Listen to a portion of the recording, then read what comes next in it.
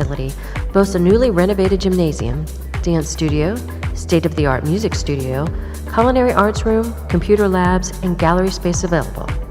This venue is also conveniently connected to the Cypress Park and Aquatic Center. The John H. Dickerson Community Center is the southernmost center in the city. Located at 308 South Martin Luther King Jr. Boulevard, this facility features an 800-seat gymnasium auditorium, workout gym, multimedia room, and space for conferences and special events. This facility is currently undergoing a major renovation project to better serve the community. Up towards the north end of the city lies the Sunnyland Recreation Center. This spacious facility sits on over 5 acres and offers an activity building, a large picnic pavilion with cooking area, a playground, fitness trails, basketball courts, volleyball courts, and a well-utilized softball field that is home to the nearby Bethune-Cookman University women's softball team. Sunnyland Community Center also hosts activities such as line dancing, arts and crafts, celebrations, and bingo for the community. Last, but most certainly not least, is the city's nearly 20,000 square foot Yvonne Scarlett Golden Cultural and Educational Center. This state-of-the-art complex shines bright in the community with its stunning glass-walled gymnasium and interior courtyard. Dedicated to the arts, education, culture, and sports, this feature-rich center is adjacent to the Derbyshire Park, making this complex one of the largest in the community. Amenities here include a multimedia photography laboratory, a library, exhibition gallery, computer labs and classrooms, basketball gym, and an open-air amphitheater courtyard. All the city's community centers are available for the public to utilize and are also available to be rented for special uses through the Parks and Recreation Department. Simply call 386-671-8250 to reserve a date or stop by City Hall in person and allow the Parks and Recreation staff to personally walk you through the application process. Once your application has been submitted with all the necessary support documents and payments, the staff will work closely with you as your permit is reviewed. If approved with final payment and site plan, you can begin to utilize one of the Daytona Beach centers and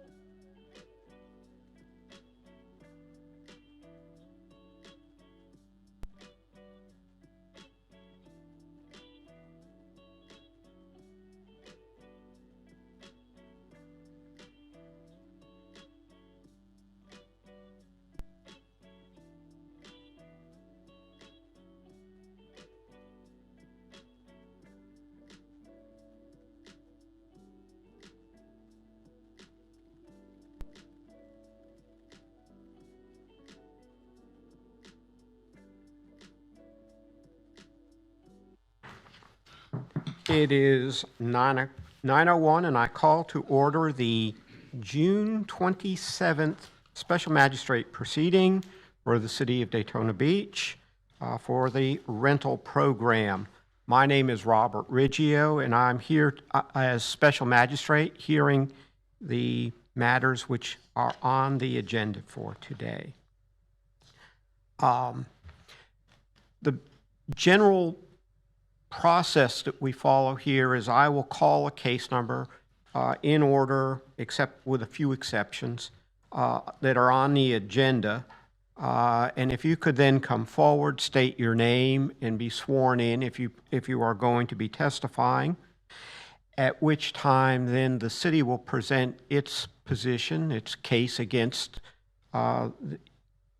you, and then you will be given an opportunity to respond and say whatever you feel in your defense, or if you have something else to say that has bearing upon that particular issue. So now the next item on the agenda are announcements. Do we have any? No, sir. Okay. The third item are the approval of the May 23rd, 2023 meeting minutes, and I have done so, and I have left them with the board clerk. All right, before we begin, the agenda is posted over there, but generally we have an exception, and that is for attorneys who have matters on the agenda. Do we have any attorneys present this morning? Ms. Gow, anyone else? Okay, well, Ms. Gow, if you could come forward, we will take item, I take it you're here on behalf of Case 1, Advanced Minerals? Yes. Oh, I'm sorry. Before we begin, we need to swear in city staff who will be giving testimony this morning. Do you solemnly swear or affirm that the testimony you're about to provide is the truth, the whole truth, and nothing but the truth? Well, then, let's begin. Case number 1, RTL 0422106, Advanced Minerals, Inc. Trust and 317 Fairview Avenue Land Trust, cited for violations of city code for property at 317 Fairview Avenue. Okay, Ms. Tomengo, do you want to start off? I suspect where this is going. Yes. I'm Inspector LaWanda Tomengo with City of Daytona Beach Code Compliance. My credentials are on file with the city. Since the last hearing, I did receive communication from Attorney Gow that the Planning and Zoning Board hearing happened on Thursday, the 22nd, and the City Commission is targeted for final approval on the dates of August 2nd and August 16th. Considering that there will also need to be our internal review processes for license application, rental license application for this property, I'm requesting to continue through September for this case. Okay. And I think the pictures may be mismatched for my two cases. It's the other case for mine. All right. And I assume that the planning board voted to approve? Unanimously. Great. So you are making progress. Yes. Yes. All right. Ms. Gow? I don't have much to add. We're working with the city as we go through, between planning board and city commission, you're really just waiting. So we're asking if they can tee up the non-conforming lot letter for the site, which will need to be in the file for the rental license. So hopefully we have that, and when the commission approves, they can issue it, at the same time, and then we'll be ready for inspection and application. Okay. I have no problem with that. It's good to see properties making progress and going through all of the hoops and hurdles necessary to get everything worked out. So therefore, in case number 1, RTL 0422106, Advanced Minerals, Inc. Trust and 317 Fairview Avenue Land Trust, for property at 317 Fairview Avenue, I hereby order that this case be continued to the September 26, 2023 hearing date. Thank you. Thanks.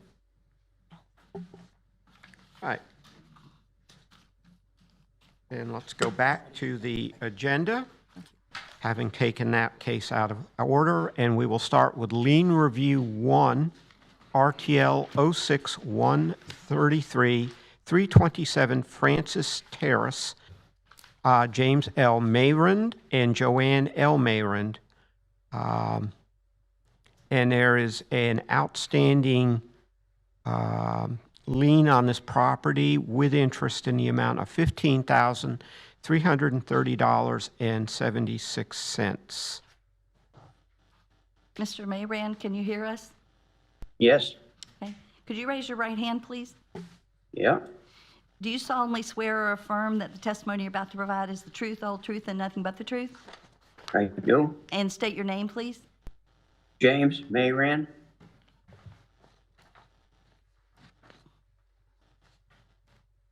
Okay. Ms. Tomengo? Okay, this case opened on January 5th of 2022. It originated from a tenant complaint. The tenant, Joshua Riccoluso, came into our code office to inform us that utilities had been, Mr. I'm Vigil, sorry. can we just see what he's requesting since it is his request? oh, okay. Okay. Yes, Mr. Mayrand, can you provide us, this is a lien review, and you are essentially petitioning for relief from an outstanding lien on the property. So Yes, if sir. you could tell us what the basis for your request. I'm not a landlord. I haven't been. They were basically squatting in my house. Okay. And what is the city's position on that? I know that from the minutes I've seen that, and I recall this one where this was based on an alleged tenant complaint and water issues and things of that nature. And I'm trying to find where the city's position is relative to Mr. Mayrand's statement that the property has not been rented. Well, we followed all procedures of due process with notifying Mr. Mayrand of the violation of unlicensed rental property and the original complaint that we received from the tenant, who did come into our office on January 5th of 2022 to say that he started renting and caretaking of this property in June of 2021. On 1/5, owner turned off power and water.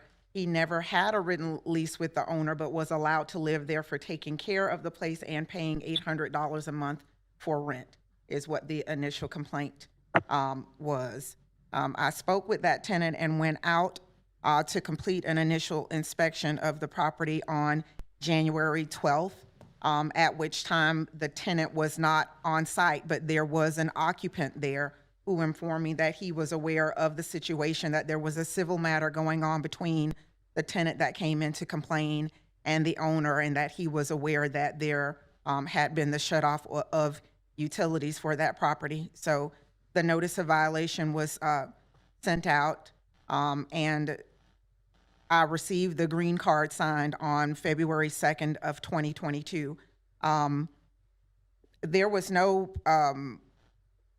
direct contact between myself and Mr. Mayrand until such time that the property had gone to hearing and the fine was imposed on July 26th of 2022. In August, I finally received contact from Mr. Mayrand. I have my case note here from August 16th of 2022, when I received a phone call from the owner, Mr. Mayrand, stating he received a notice for imposition of fines, states the property is not rented. He stated the people at the property did not pay rent and were squatting at the home. He says he thinks they left the property recently. I informed him that the property was referred to the magistrate and a fine was imposed for unlicensed rental. I reviewed the inspection notes and informed him that the tenant came to our office to complain about the utilities being interrupted and saying that he rented the property. I informed him that I visited the property on January 12th of 2022 and was told by an occupant on site that they were aware of the landlord-tenant dispute, that it was rented and the utilities were shut off. I informed him that a notice of hearing was sent and no one appeared for the hearings. I inquired about the use of the property currently, and Mr. Mayron stated he thinks the occupants left, but he was not able to confirm that with certainty because he didn't live in the state. I informed him that the property will need to meet compliance before the fine can be stopped. He informed me that a friend named Warren, who lives nearby, could probably meet me at the property to verify that the property is vacant. I requested that he arrange with his friend to ensure the property is unoccupied and to meet me there to verify that the property is vacant. I informed him once the property is verified as unoccupied and unrented, that a non-rental affidavit can be completed for the property to meet compliance. I explained that after the property is placed in compliance, a lien review can be requested. And he informed me that he would try to arrange with that person, Warren, to meet me on site. I didn't hear back from Mr. Mayron regarding that conversation and that communication to meet me on site. Fast forward, I also received some documentation from Officer Cortland Lamp, who was our previous officer liaison, where his presence was requested out at the property on Tuesday of May 31st, where there was still the question of whether the people inside the property were actually renting or whether they were squatting. And there was no determination made at that point. Mr. Mayron's son, according to these notes, was at that visit and was told by Officer Lamb that it was a civil matter and that he would need to go through the court system to remove the occupants, tenants from the property.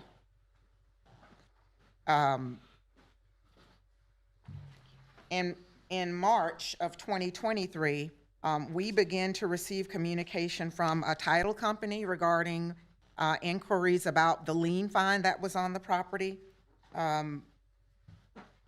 There was also an on-site visit to our office. Let me get my notes together here. There was a young lady that came into our office on March 28th of 2023, named Brianna Bentley, inquiring about the lien on this property, saying that she was a prospective buyer. We gave the information regarding the lien and how to bring the property into compliance, and that person informed me that they would be in contact with Mr. Mayron about arranging to allow me to go back out to the property to verify that it's vacant, unrented. And on my contact, my face-to-face contact with that person, it prompted me to call Mr. Mayron to let him know that we began to receive communications from title companies and prospective buyers about the property. It was at that time, again, that I spoke with Mr. Mayron, and he informed me that the property was vacant and that he still had no means for me to be able to enter the property to see that it was unoccupied. So there was always that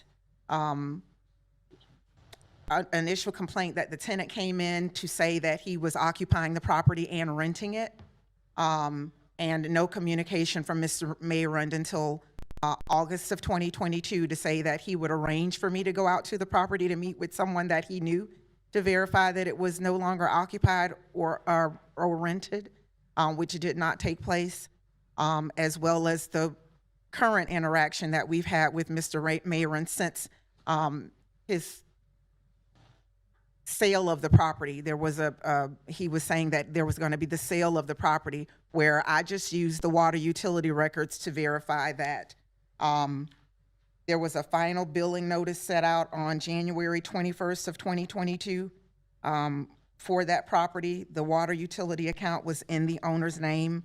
I drove by the property on April 10th of 2023, was not able to go by and see that it was not occupied, but was informed by Mr. Mayron at that point that it was no longer occupied, but never any concrete information given as to when the original complainant, who says they were a tenant, left the property and was removed from the property. So my position is that, we went through all of the due process and explanation of this case with Mr. Mayron with no determination that it was not rented according to the initial complaint.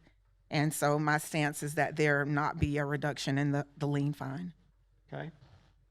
Mr. Mayron, do you have anything to say in response?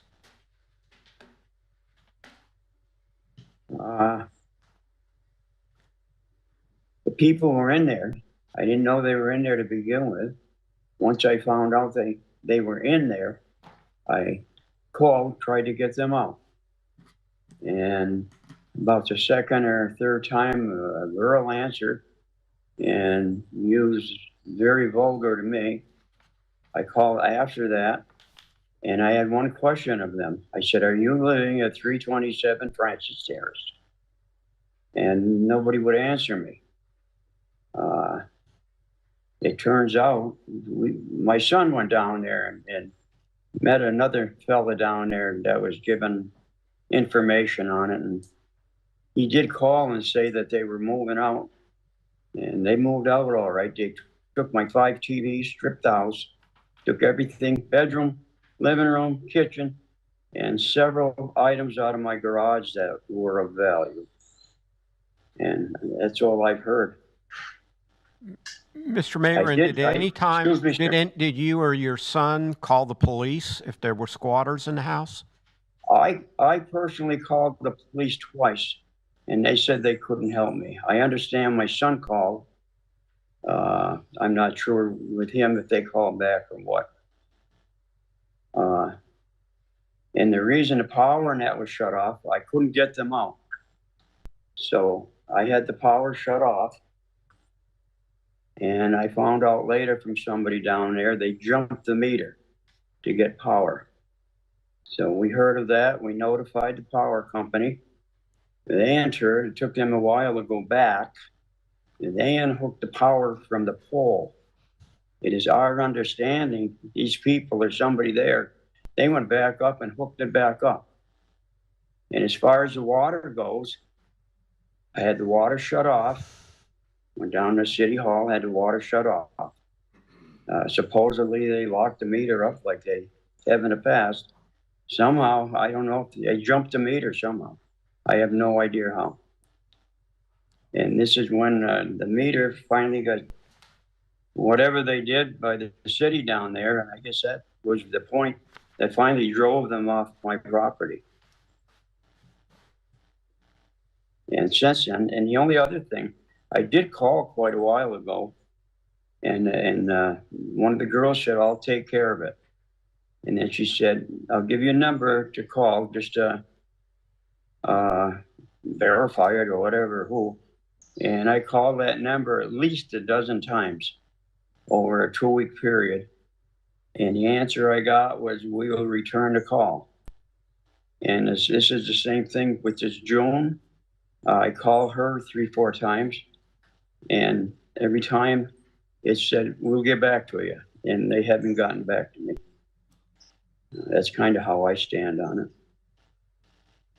Again, I'm not a landlord. I haven't been a landlord. I've had that house for over 30 years. And now I guess this is what this is all about. They're charging me because I'm supposedly a landlord, and I'm supposed to pay taxes or something. And I'm supposed to have a license to be a landlord. I really never heard of such a thing. But Mr. I guess Mayron, that's the situation I'm in. if I can Yes. interrupt, really what you're here to some extent on is that you have ignored a proceeding that is going on in the city. Had you called Ms. Tomengo early on and started the explanation, then perhaps something there might have been a different outcome. But right now, all of the evidence and all of everything supports the position that there was, in fact, a landlord-tenant issue at that point. A person claiming to be a tenant, someone who was occupying the unit. And the problem is you were going in some different direction, and leaving this board, this entity out of the picture. And so without having any knowledge of any of that or any ability to verify or to check on any of that, this board went forward and issued, or the board, I did, the special magistrate, went forward and entered an order for a fine.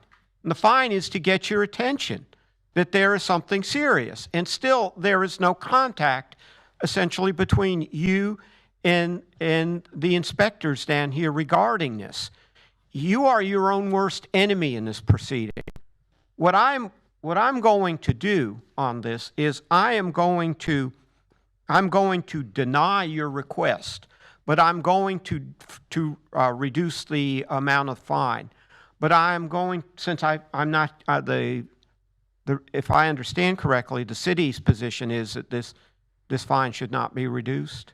Yes, sir. And just something that I wanted to state in the email received from Officer Lamp, that there is the acknowledgement that the owner allowed someone to be at the property. The male in the video explained to the officer that someone, the owner knows needed a place to stay, and the owner allowed the individual into the property at 327 Francis Terrace. Okay. And what I'm going to do is I'm going to deny your request to reduce the amount of the lien, but I'm going to do it without prejudice.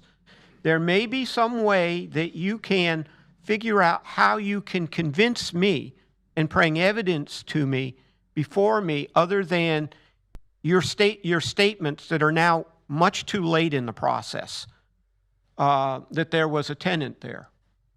And that's the best I can do for you. But all the record supports the action that was taken by the city in this proceeding.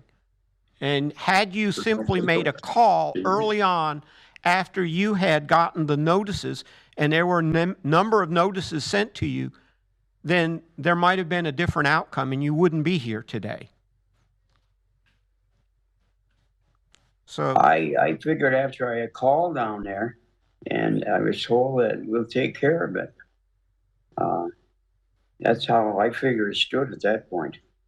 And then I just heard nothing until I got ready to sell a house. I didn't want to sell a house, but these guys stripped it right out. People started calling and showing up. well, Mr. Mayrand, you should have received a notice of violation. You should have received a notice of the first hearing. You should have received a notice of the second hearing. And then you should have received a copy of the order that was imposed against your property. And that should have gotten your attention. Okay? All of those things are supposed to get your attention and lead toward a resolution of the matter. And here we are now sitting, almost a year later, trying to work on, to deal with facts that I have no way, the record that I have before me supports the position that was made by the city in the proceeding. And, you know, I understand where you're coming from, and that's why I'm doing this, denying your request without prejudice, so that you can, if you can get somebody who can put together something, but right now, your word alone at this late date, I simply see as a self-serving comment as opposed to one that I'm going to consider to be a factual statement. So I understand your situation, but you should have responded a lot sooner, and maybe things could have been different. So therefore, in RTL 06-22-133, 327 Francis Terrace, James L. Mayrand and Joan L. Mayrand for property at, property 327 Francis Terrace. I hereby deny the lien reduction request, but without prejudice. Thank you.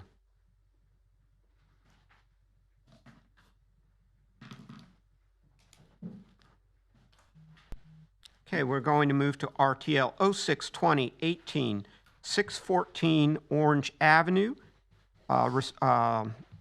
the lien part, or the, let's see, this is for Evelyn Eleanor Hannon's estate with a new owner, Leon K. McCrae, property, it's at 614 Orange Avenue. The amount of the lien is $17,279.57. Could you state your name, please? Leon. Raise your right hand. Do you solemnly swear or affirm that the testimony you're about to provide is the truth, the whole truth, and nothing but the truth? I do. Thank you. Mr. Riggio, can you give me 1 second, please? Yes.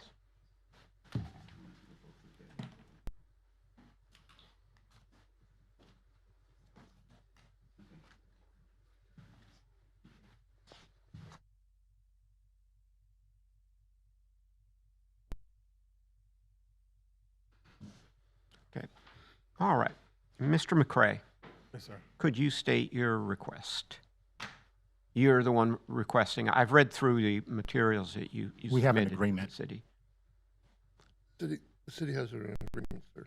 Oh, okay, fine. And if I can just point out, even before we start, that there's lien review 2 and lien review 3 are both the same property, but they're different requests, so we're gonna handle them separately. Okay. Lien Review 2 is one that originated with me, an order imposed in this proceeding. And Lien Review 3, if I understand, is a code board matter, lien.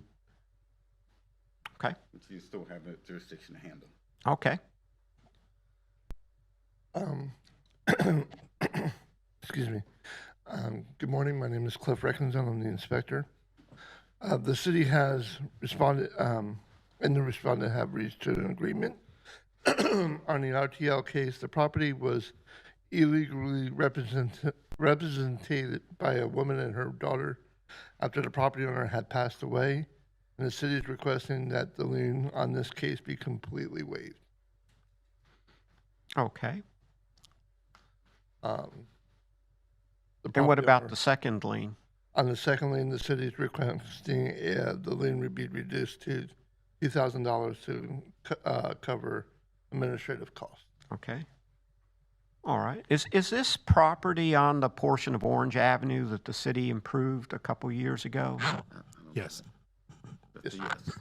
Okay. And Mr. McCrae, from your materials, you sort of stepped in and hopefully are making that a much better portion of the area? I am.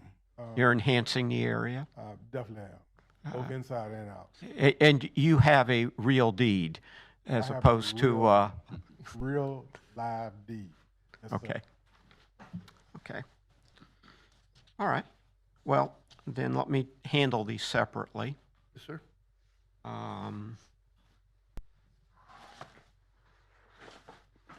In matter lien review 2, RTL 06-2018. Oh, before I begin, Mr. McCrae, you're okay with the lien being waived on lien 2? Yes, sir. Okay. Therefore, lien review 2, RTL 06-2018, Evelyn Eleanor Hannon's estate, new owner is Leon K. McCrae for property at 614 Orange Avenue. I hereby order that the lien in that matter be waived. I don't have to say anything about paying it within, it's waived. Okay.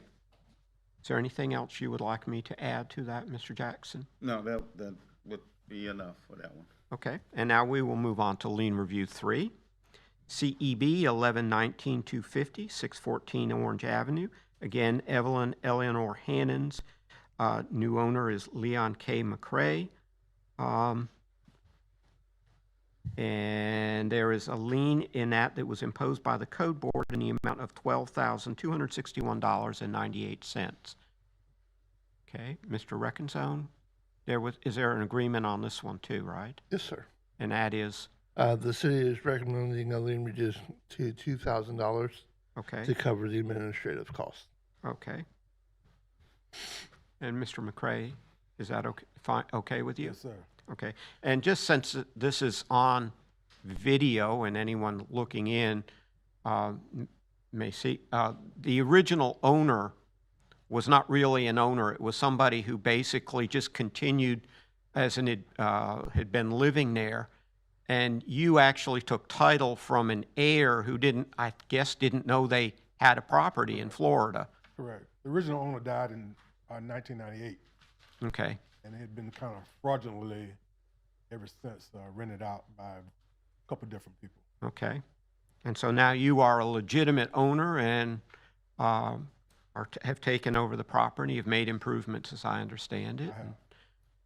All right. Therefore, then, since the parties are in agreement, in lien review 3, CEB 11-19-250, property at 614 Orange Avenue.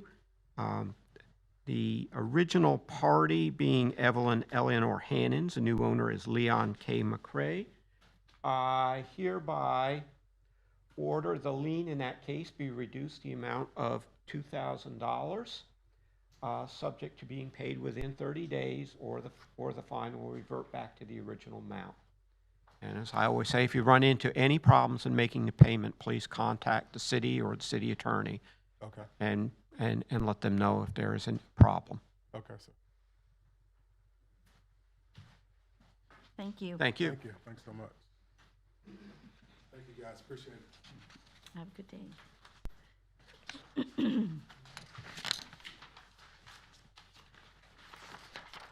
All right. Mr. Yates, it looks like you have the rest of the agenda. We'll move on to the irreparable, irreversible matters, and we will start with case number 2, RTL 05-2338, Deborah Vincelli and Michael Saviano, cited for failure to correct violations of the Land Development Code at 484 Gulf Boulevard. Do you have them on Zoom? I'm on Zoom. Okay. Could you state your name, please? Deborah Vincelli. And raise your right hand. Do you solemnly swear or affirm that the testimony you're about to provide is the truth, the whole truth, and nothing but the truth? I do. Thank you. All right. Okay. Mr. Yates, will you give the city's position in this matter? Absolutely. Inspector Kevin Yates, Neighborhood Services. My credentials are on file.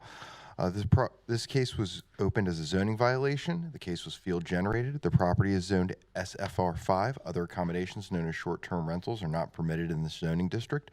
The violation was first observed April 26, 2023, and they were notified the same day. The property stopped actively advertising as of May 16, 2023. The daily posted rate was $463. It displayed one review. The check-in, check-out times were shown as 3 p.m. and 1 p.m. These actions are irreparable and irreversible in nature, and due to the actions of the property owner, the city is requesting a one-time fine of $1,000. I missed the stopped advertising date. I'm sorry. 5/16. Thank you. So,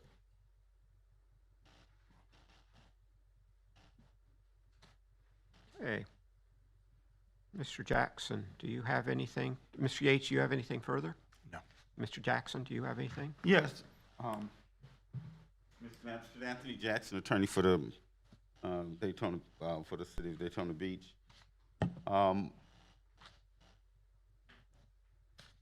Yeah, I would like to just present the city's position regarding these violations being irreparable and irreversible in nature, as that is the representation that the position that we've taken on these based on various considerations, and so I would ask the court to take these considerations for its determination, to aid in its determination that these properties are, this violation is irreparable and irreversible, and the nature of these violations are such that they meet the statutory definition for irreparability and irreparable and irreversible as provided through the statute. And I would ask anyone else that may be on Zoom or who is here, that is here for these types of cases, as the statute says, irreparable and irreversible in nature, that they listen in, as this would be the same presentation for all of these types of cases.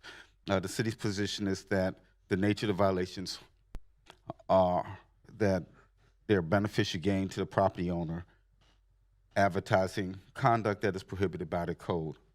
For most of these, the violation is determined by the conduct of the advertising itself. The effects of holding property out as a vacation rental is irreversible. The property is advertised worldwide, marketing a destination that draws people from all over the world for principal special events here in Daytona Beach, such as the Daytona 500 races and Bike Week, as well as our world's most famous beach and spring break. The property also is marketed as a draw to nearby destinations such as Disney World and Space Coast. Once the properties are advertised, they're never unadvertised.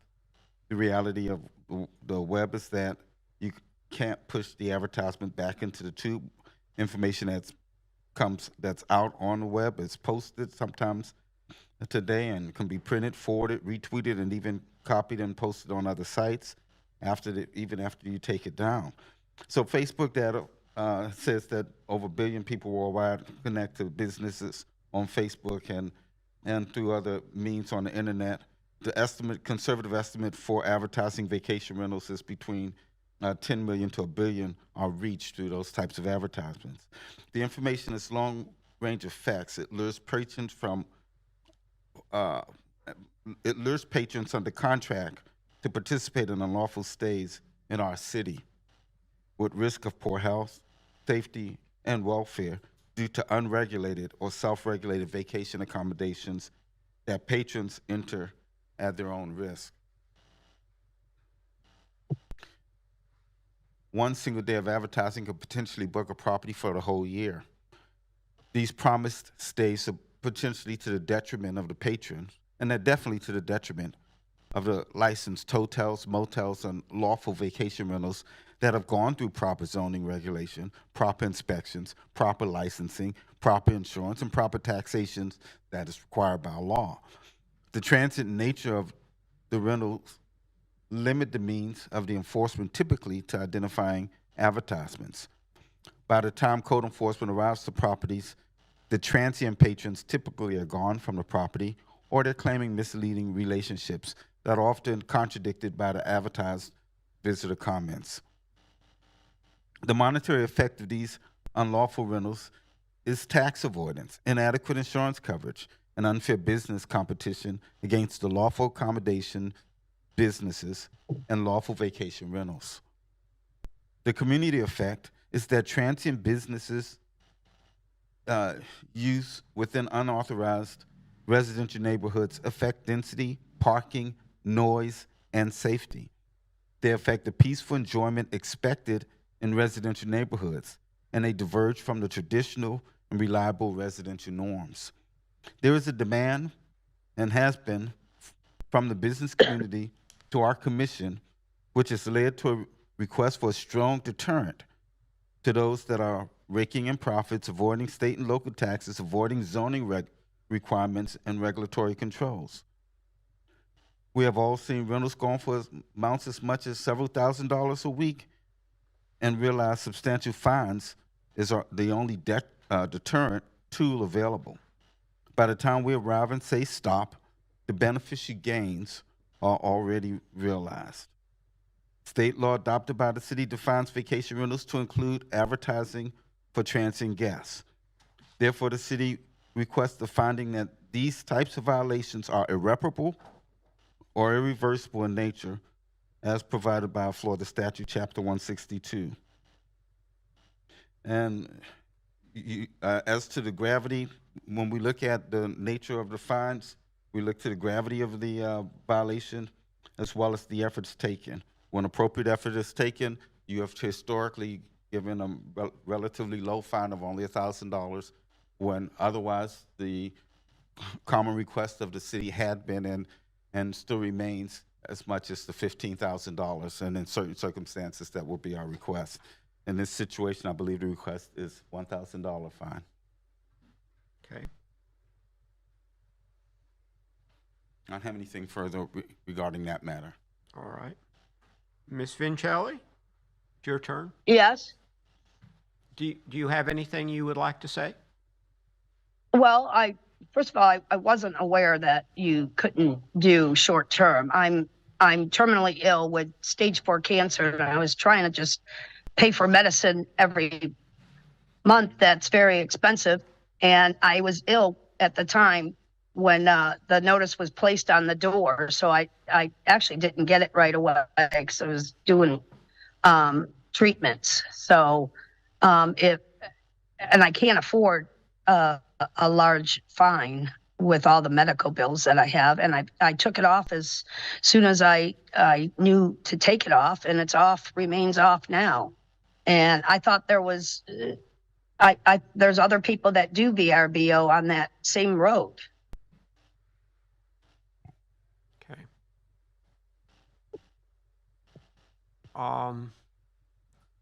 If I understand correctly, Ms. Vincelli is making a claim that the fine should be reduced based upon hardship arising through medical bills. Does the city have any response? We would be willing to lower to 500. Okay. All right. Ms. Vincelli, did you hear that? The city is willing to reduce the amount to 500, but there still has to be a fine imposed as opposed to 1,000 based on your hardship claim. I appreciate that very kindly. Okay. So the fine would be 500. Correct. Okay, that would Then be. I will so I will grateful. issue the order now, and I certainly wish you the best. I hope things go well for you. I really appreciate it. Thank you kindly. All right. And how do I pay that? I'll be in touch. You'll get a letter from me, and it'll show you how to pay online, or you can send us a check, whatever you prefer. Okay. All right. I really appreciate it, and thank you very, very much. Well, hold on and tell them. Therefore, in case number 2, RTL 0523-38, respondents being Deborah Vincelli and Michael Saviano, I find the respondents who have been in noncompliance of Article 4, Section 4.1a, and Article 5, Section 5.2.a.2 of the Land Development Code, which prohibit short-term rentals in zoning districts not zoned for short-term rentals. Such violations are irreparable and irreversible because the improper benefit obtained by the owner and the damage to the surrounding neighborhood occurs at the time the violation occurs and cannot be undone as provided for by Section 162.091D Florida statutes for the property at 484 Gulf Boulevard, and to subsequently come into compliance on May 16, 2023, and hereby order the respondent shall pay a fine in the amount of $500 and not violate that section of the Land Development Code again, and if for any future repeat violation, the respondent may be placed on a subsequent agenda for hearing before the special magistrate for consideration of a fine of up to $15,000 for each occurrence as per Chapter 162 Florida statutes. Thank you. Thank you. Thank you. Case number 3, RTL 042327. Respondents Karen Kumar and Kunal Kumar cited for failure to correct violations of Land Development Code Article 4, Section 4.1.a, Article 5, Section 5.2.a.2 at 611 South Seneca Boulevard. Could you state your name, please? Sir, on Zoom? Can you hear us? Yeah, I can hear you. I apologize. I was muted. My name is Karan Kumar. Are you able to hear me? Okay. Yes. Yeah, I just need your name. Is it, Karan Kumar is my name. okay. Could you raise your right hand, please? Do you solemnly swear or affirm that the testimony you're about to provide is the truth, the whole truth, and nothing but the truth? Yes, I do. Thank you. All right. Mr. Yates. All right, the case before you is a zoning violation. The case was opened as a citizen's complaint. The property is zoned SFR 5. Other accommodations known as short-term rentals are not permitted in this zoning district. The violation was first observed March 16, 2023, and they were notified March 17, 2023. The violation stopped March 17, 2023. We had people on site claiming to be short-term rentals on March 16, 2023. The actions are irreparable and irreversible in nature, and due to the actions of the owner, the city is requesting a one-time fine of $1,000. Okay. Mr. Kumar? Yes. Do you have anything to say? Yeah. I would love to actually explain the situation or how I actually ended up in this problem.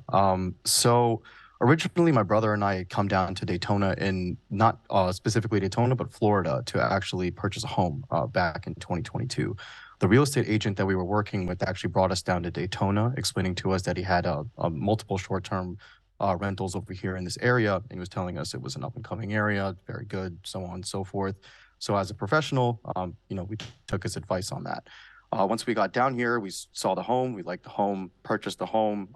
Nobody from the seller or buyer side told us that short-term rentals wasn't allowed over here, even though that's exactly what we originally were planning to buy the house for. And that was never communicated to us that we couldn't do that.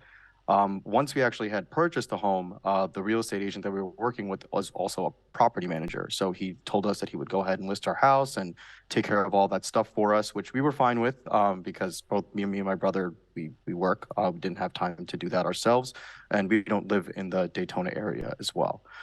So he was the one who went ahead and listed our home. He communicated with all the guests, set all the prices, collected all the funds. We never talked to anybody in Airbnb. We never listed the house on our own. We didn't even have access to the profile.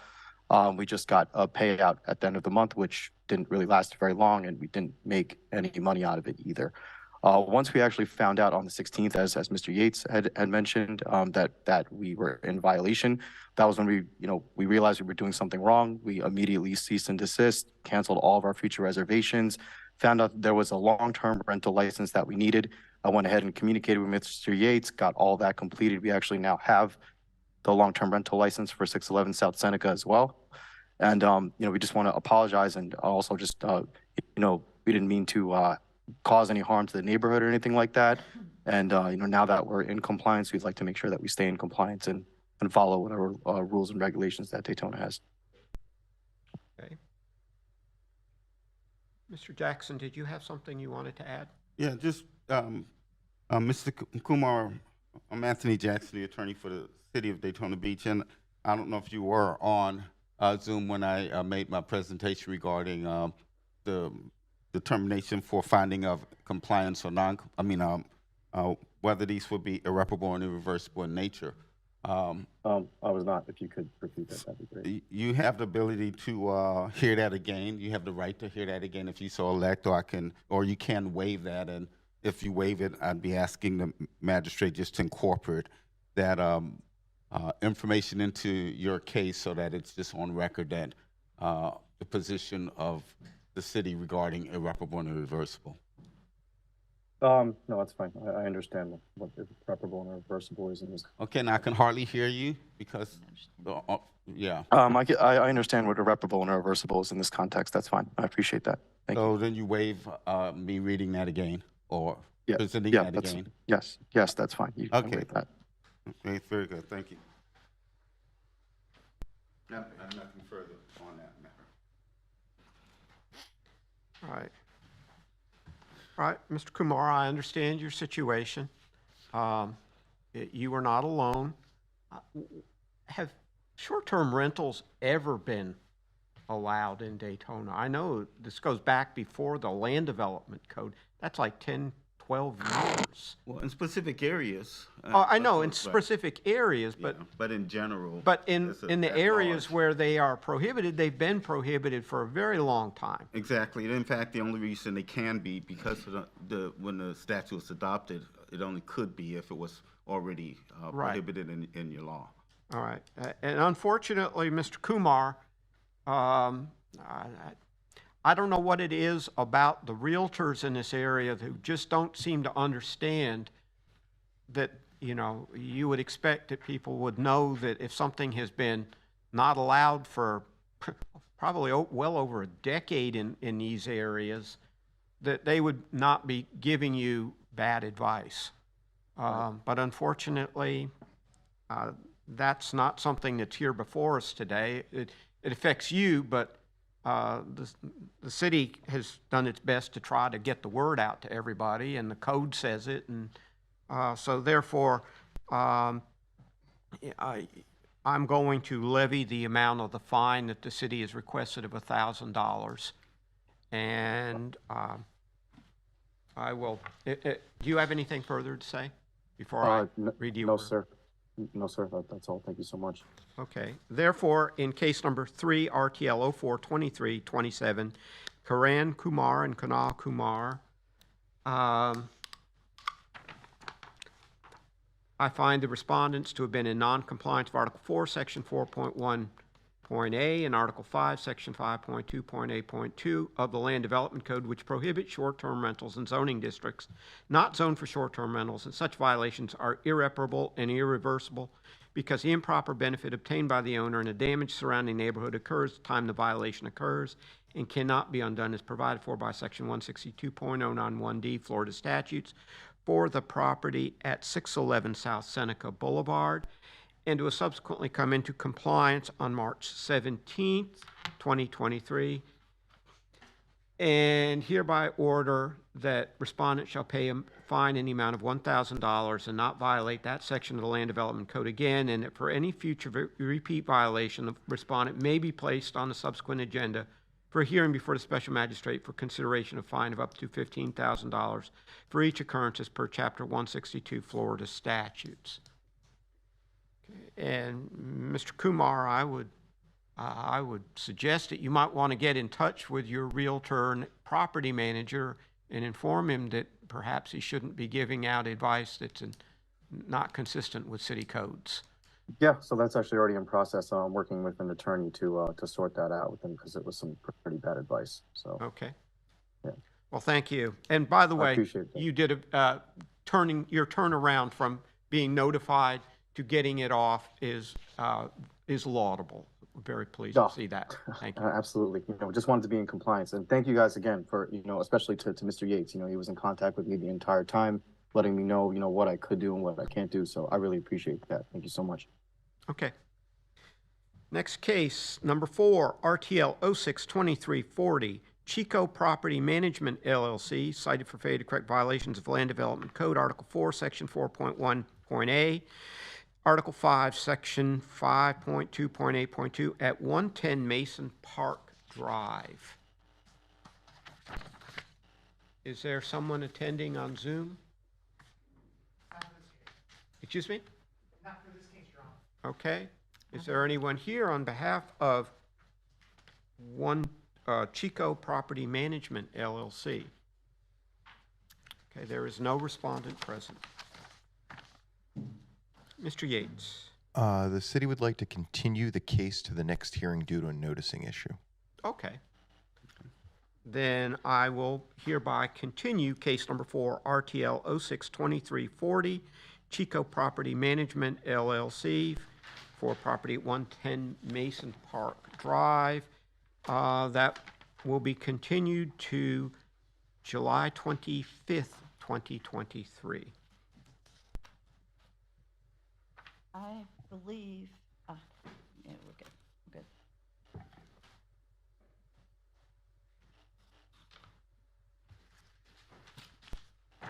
All right. Case number 5, RTL 062341, Segundo Leandro Marabali Jara, cited for failure to correct violations of the Land Development Code, Article 4, Section 4.1.a, Article 5, Section 5.2.a.3 at 607-609 Riverview Boulevard. Could you state your name, please? Yes, my name is Claudia Mendoza. I am wife to Segundo Leandro Maraboli Jara. Okay, you're going to have to spell your name for me. M-E-D as in doctor, O, Z as in zebra, A. Okay. And can you raise your right hand, please? Do you solemnly swear or affirm that the testimony you're about to provide is the truth, the whole truth, and nothing but the truth? Yes, yes. Okay, I'm interpreting for her. Yes. Okay. I don't think I have the Excuse me? I only see one person. Okay. Yeah, she will need to be sworn in too. I don't have the exact wording. What's that? Someone says they're interpreting. Who is that? My name is Jomari Tracy. Okay. You need me to spell it? Yes, please. It's Yomar as in Rick, I, and my last name is Tracy, T as in Tom, R as in Rick, EACY. I guess we need to start with knowing, and she may have said this, Miss Mendoza's relationship to the case. Just a friend, and she need me to interpret for her. Her English is not very good. I'm sorry. Wife. Mendoza's the wife of who we cited, and we cited the owner based on public record. Yes. Okay. And Miss Tracy, I also need to swear you in. Okay. Do you solemnly swear to interpret accurately, completely, and impartially using, excuse me, your best skill and judgment in accordance with the standards prescribed by law? Follow all policies and procedure established by, excuse me, this hearing for legal interpreting or translating? Yes. Thank you. I swear. And madam, what do you? If you can state your name again, I'm sorry. My name is Jomari Tracy. Okay, and Miss Tracy, what you're translating from what language to what? I'm clearly to English, but from what language? To Spanish. From Spanish to English. Okay. Yes.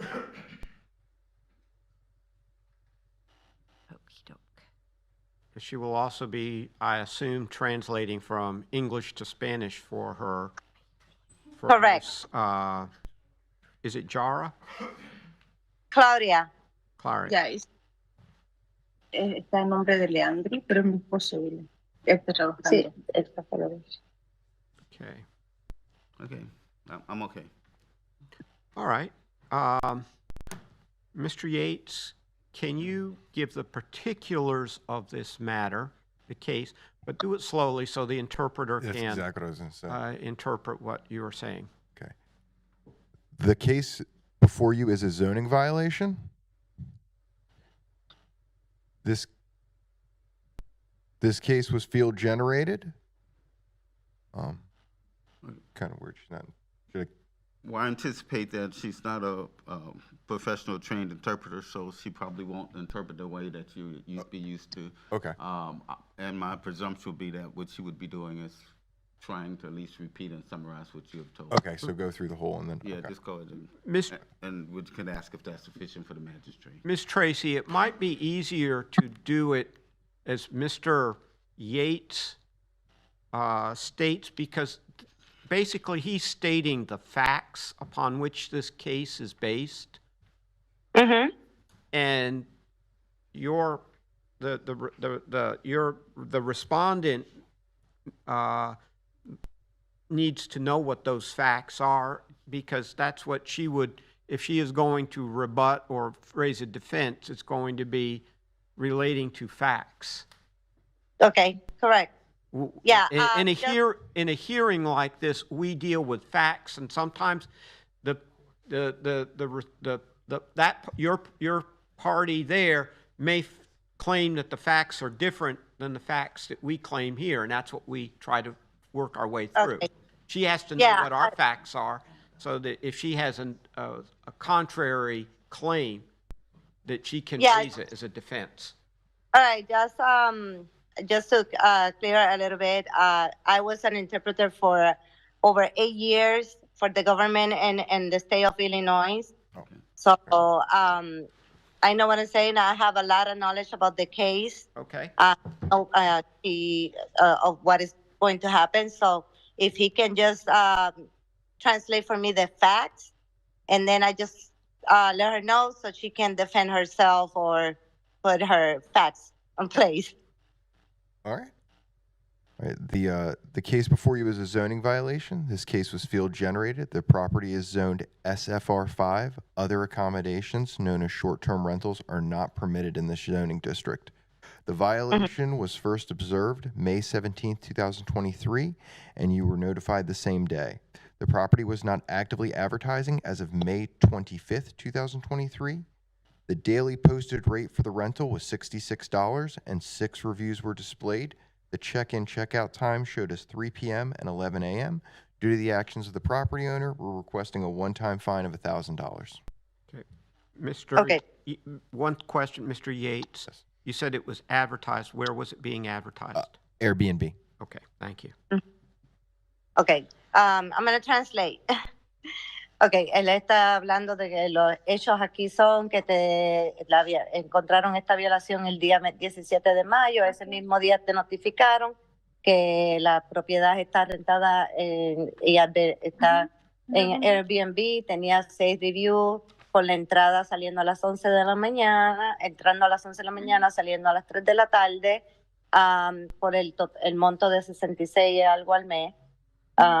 Y tenía 6 reviews y aparece en el mapa como que estaba puesto en el Airbnb, en esa plataforma. Yes.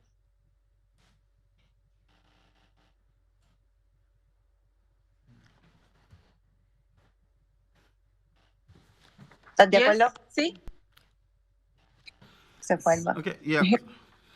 Sí, dile que sí, que es así y que el mismo día yo las quité. Yeah, she's saying that yes, it's correct what he's saying. That's the fact. But when they told her about it, she immediately removed it from the platform. I don't know, Mendoza. No, Miss Tracy's the interpreter.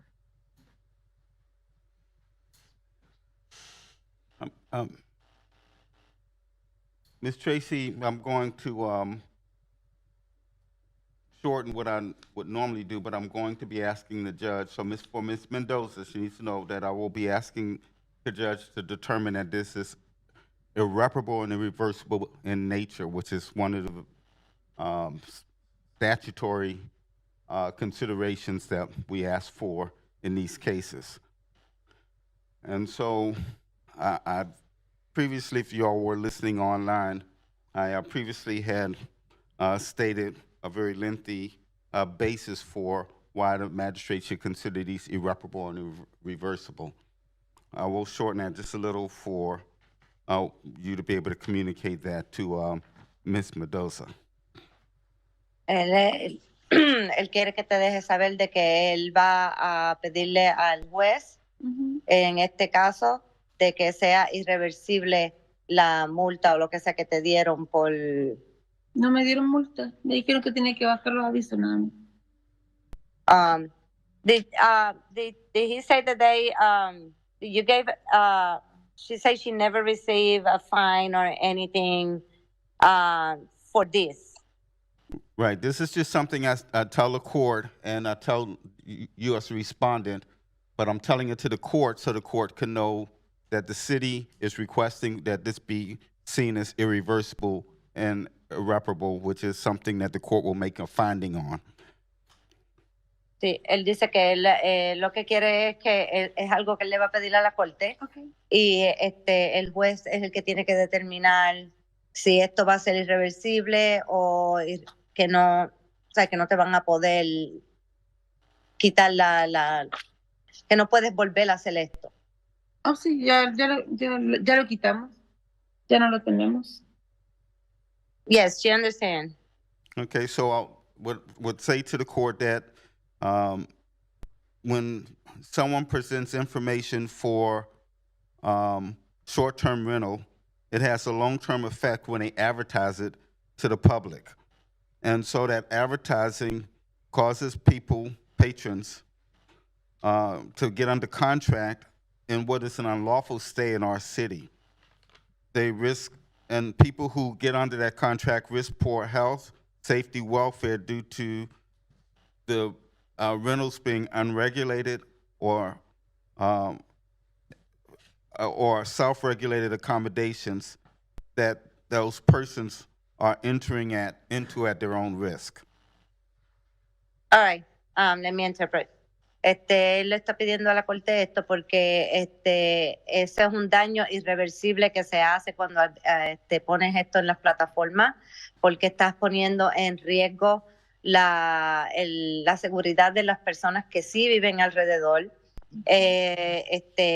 No sabes quiénes son los que entran y salen, no es una persona que está no está regulada, que tú no sabes quién es y que entra una noche, se va y no se sabe qué es lo que pasa ahí. So, eso es algo que no está permitido por la ley en la ciudad. Okay. Okay, and then in addition to that, the transient nature of the rentals limit how the city can enforce. And so the enforcement is typically by identifying the advertisements. Because when the city goes to the properties, because the person isn't there very long, they're usually gone. Or if they are there, they say things that are not necessarily true once we see the reviews. Ok. Entonces también eso lo que sucede es que la ciudad no puede regular.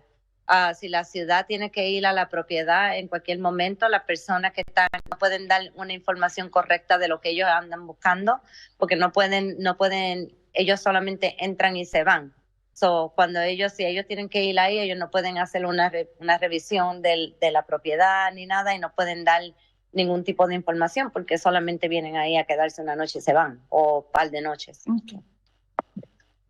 All right. She understands. Yeah, and these types of rentals have a monetary effect because they're unlawful rentals that avoid certain taxes. They don't have the insurance requirements that they would as a business rental. They're unfair business competition against the businesses that do have to get lawful approvals for the rental. Okay. Dice que también eso afecta mucho que no están rentando por las vías legales. Esto le afecta a la competencia que son los hoteles y todas las áreas ahí. Entonces ellos tienen que, al poner eso en la publicación, los hoteles ellos están compitiendo contra los hoteles y eso es algo que no pueden permitir por ley en esa área. Okay. The lawful businesses have proper zoning regulations, proper inspections, proper licensing, proper insurance, and proper tax that's required by law. Sí, entonces pues esos otros negocios, ellos tienen los seguros que tienen que tener correctos, tienen las licencias que tienen que tener correctas para rentar, todo lo que es permitido bajo la ley, ellos lo tienen. Al tú rentarlo en esa manera, tú no tienes todas las cosas en orden correcta de acuerdo como la ley lo requiere. Okay. And these types of rentals also have a community effect in that they affect the density of the neighborhoods, parking, noise, and safety, and they affect what's called the peaceful enjoyment expected in residential neighborhoods, and they diverge from traditional, reliable residential norms. Eso también le afecta a la comunidad, a la seguridad, debido que vienen de vacaciones, así hacen mucho ruido. No se sabe, afecta la seguridad de los que viven ahí. Son gente que no se conocen entre otros, o afecta muchas áreas. Okay, entiendo. She understands. And so we asked the magistrate to look at this, the city, and consider these for our basis for asking that these types of violations are found to be irreparable and irreversible in nature as provided by Florida Statute, Chapter 162, subsection 1D. Él le va a pedir a la corte de que considere esto un acto irreversible e irreprobable bajo el código que él acaba de dar. ¿Qué significa que sea irreversible y reprobable? She wants to know what that specifically means. That means what we're asking is that he be able to find her right now and not in this type of case. In these types of cases, we ask for the fine just because of the conduct, because and what the magistrate would be finding generally, and he generally rules, is that the activity occurred and the effects of the violation occurred when the activity occurred, and they can't be undone. And so that's why we asked for the fine that we asked for, which in your case is only $1,000 because you acted immediately to resolve the problem. Okay, esto lo que quiere decir es que le van a pedir a la corte que como esto es irreversible, es que esto fue algo que ya tú hiciste, que fue una conducta que tú tomaste y decidiste, que él le va a exigir, a pedir a la corte de que te den una multa en tu caso, una multa de $1,000 nada más porque resolviste el problema el mismo día que se te notificó. And that completes my request in that matter, Mr. Magistrate. Okay. Entonces le está pidiendo al juez eso. Okay.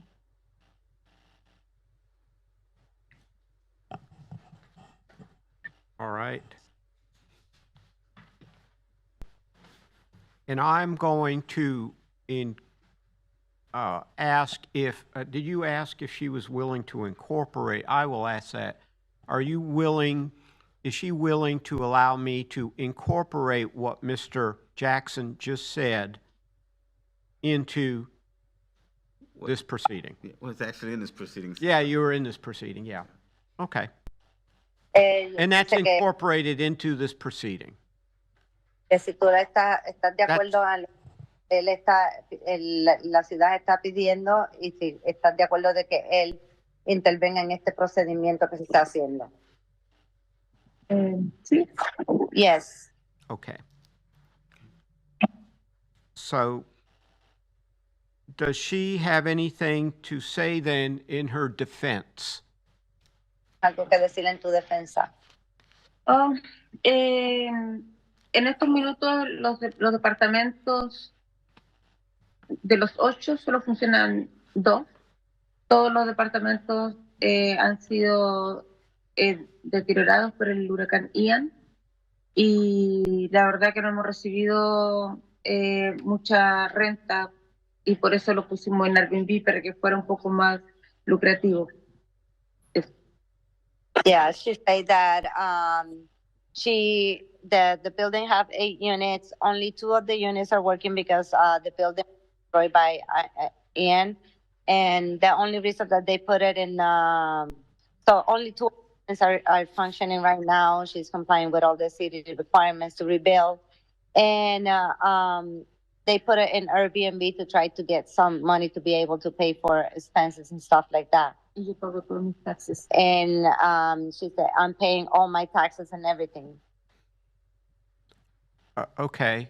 I understand there is a need for money in that situation, but violating the code of the city is not a proper way for raising money. ¿Entendiste? Sí. Que él entiende que sabe que había una necesidad por el dinero, pero violando los códigos de la ciudad no significa que... No sabía que lo estaba violando. Pensé que el edificio si era completo mío, podía yo hacerlo. She saying she didn't know that she was violating the codes from the city. She thought that because the building is my building, I can rent it the way that I wanted. She had no knowledge that she was violating any codes. Okay. She is, the law provides that she is presumed to have knowledge of the code. La ley provee de que tú, cuando tienes una propiedad, tienes que saber, tener conocimiento de cuáles son los códigos de la ciudad. You say, okay. That's why we are here today. Por eso que están aquí hoy. Sí, lo entiendo. She understands. Okay. And so the city is asking for a $1,000 fine. La ciudad está pidiendo por $1,000 de multa. And that is fine with, and that is okay with me. Y eso está bien con él. Él está de acuerdo. Okay. Okay. Okay. All right, then I will enter the order.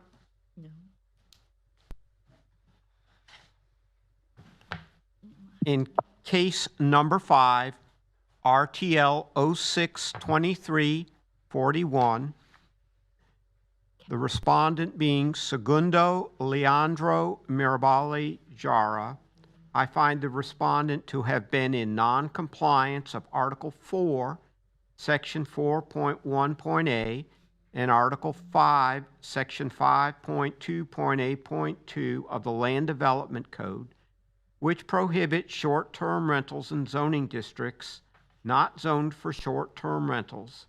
Such violations are irreparable and irreversible because the improper benefit obtained by the owner and the damage to the surrounding neighborhood occurs at the time the violation occurs and cannot be undone as provided for by Section 162.091D Florida statutes for the property at 607-609 Riverview Boulevard to have subsequently come into compliance on May 25, 2023, and hereby order the respondent shall pay a fine in the amount of $1,000 and not violate that section of the Land Development Code again, and that for any future repeat violation, the respondent may be placed on a subsequent agenda for a hearing before the special magistrate for consideration of a fine of up to $15,000 for each occurrence as per Chapter 162 Florida statutes. Basically, I'm imposing a fine of $1,000 and saying if you do it again, you could be cited again and fined up to $15,000. Ok, básicamente él lo que acaba de decirles, él resumió todo lo que la corte dijo, él está aquí para implementar lo que la ciudad está pidiendo, él está de acuerdo de que te den la multa de los $1,000, pero también está poniendo en la orden, él va a poner la orden ahora, y en la orden él va a poner de que si tú haces una violación otra vez, te van a multar $15,000 por cada violación adicional que tenga. Okay. Okay. Then we are finished. Entonces ya tenemos. Okay. No. Entonces. All right. Next matter is case number 6, RTL 062342, Stoza, Inc., who was cited for failure to correct violations of Land Development Code, Article 4, Section 4.1.a, Article 5, Section 5.2.a.3 at 932 Pelican Bay Drive. Is there anyone on Zoom for Stoza, Inc.? I don't have anyone. No. And is there anyone here on behalf of Stoza, Inc.? We do not have a respondent present, and I note this is a repeat violation. The city would like to continue the hearing. Okay. The next cutoff due to a noticing issue. Okay. Therefore, case number 6, RTL 062342, respondent being Stoza, Inc., for property at 932 Pelican Bay Drive. This proceeding is continued until the next hearing date, which is July 25, 2023. 1467.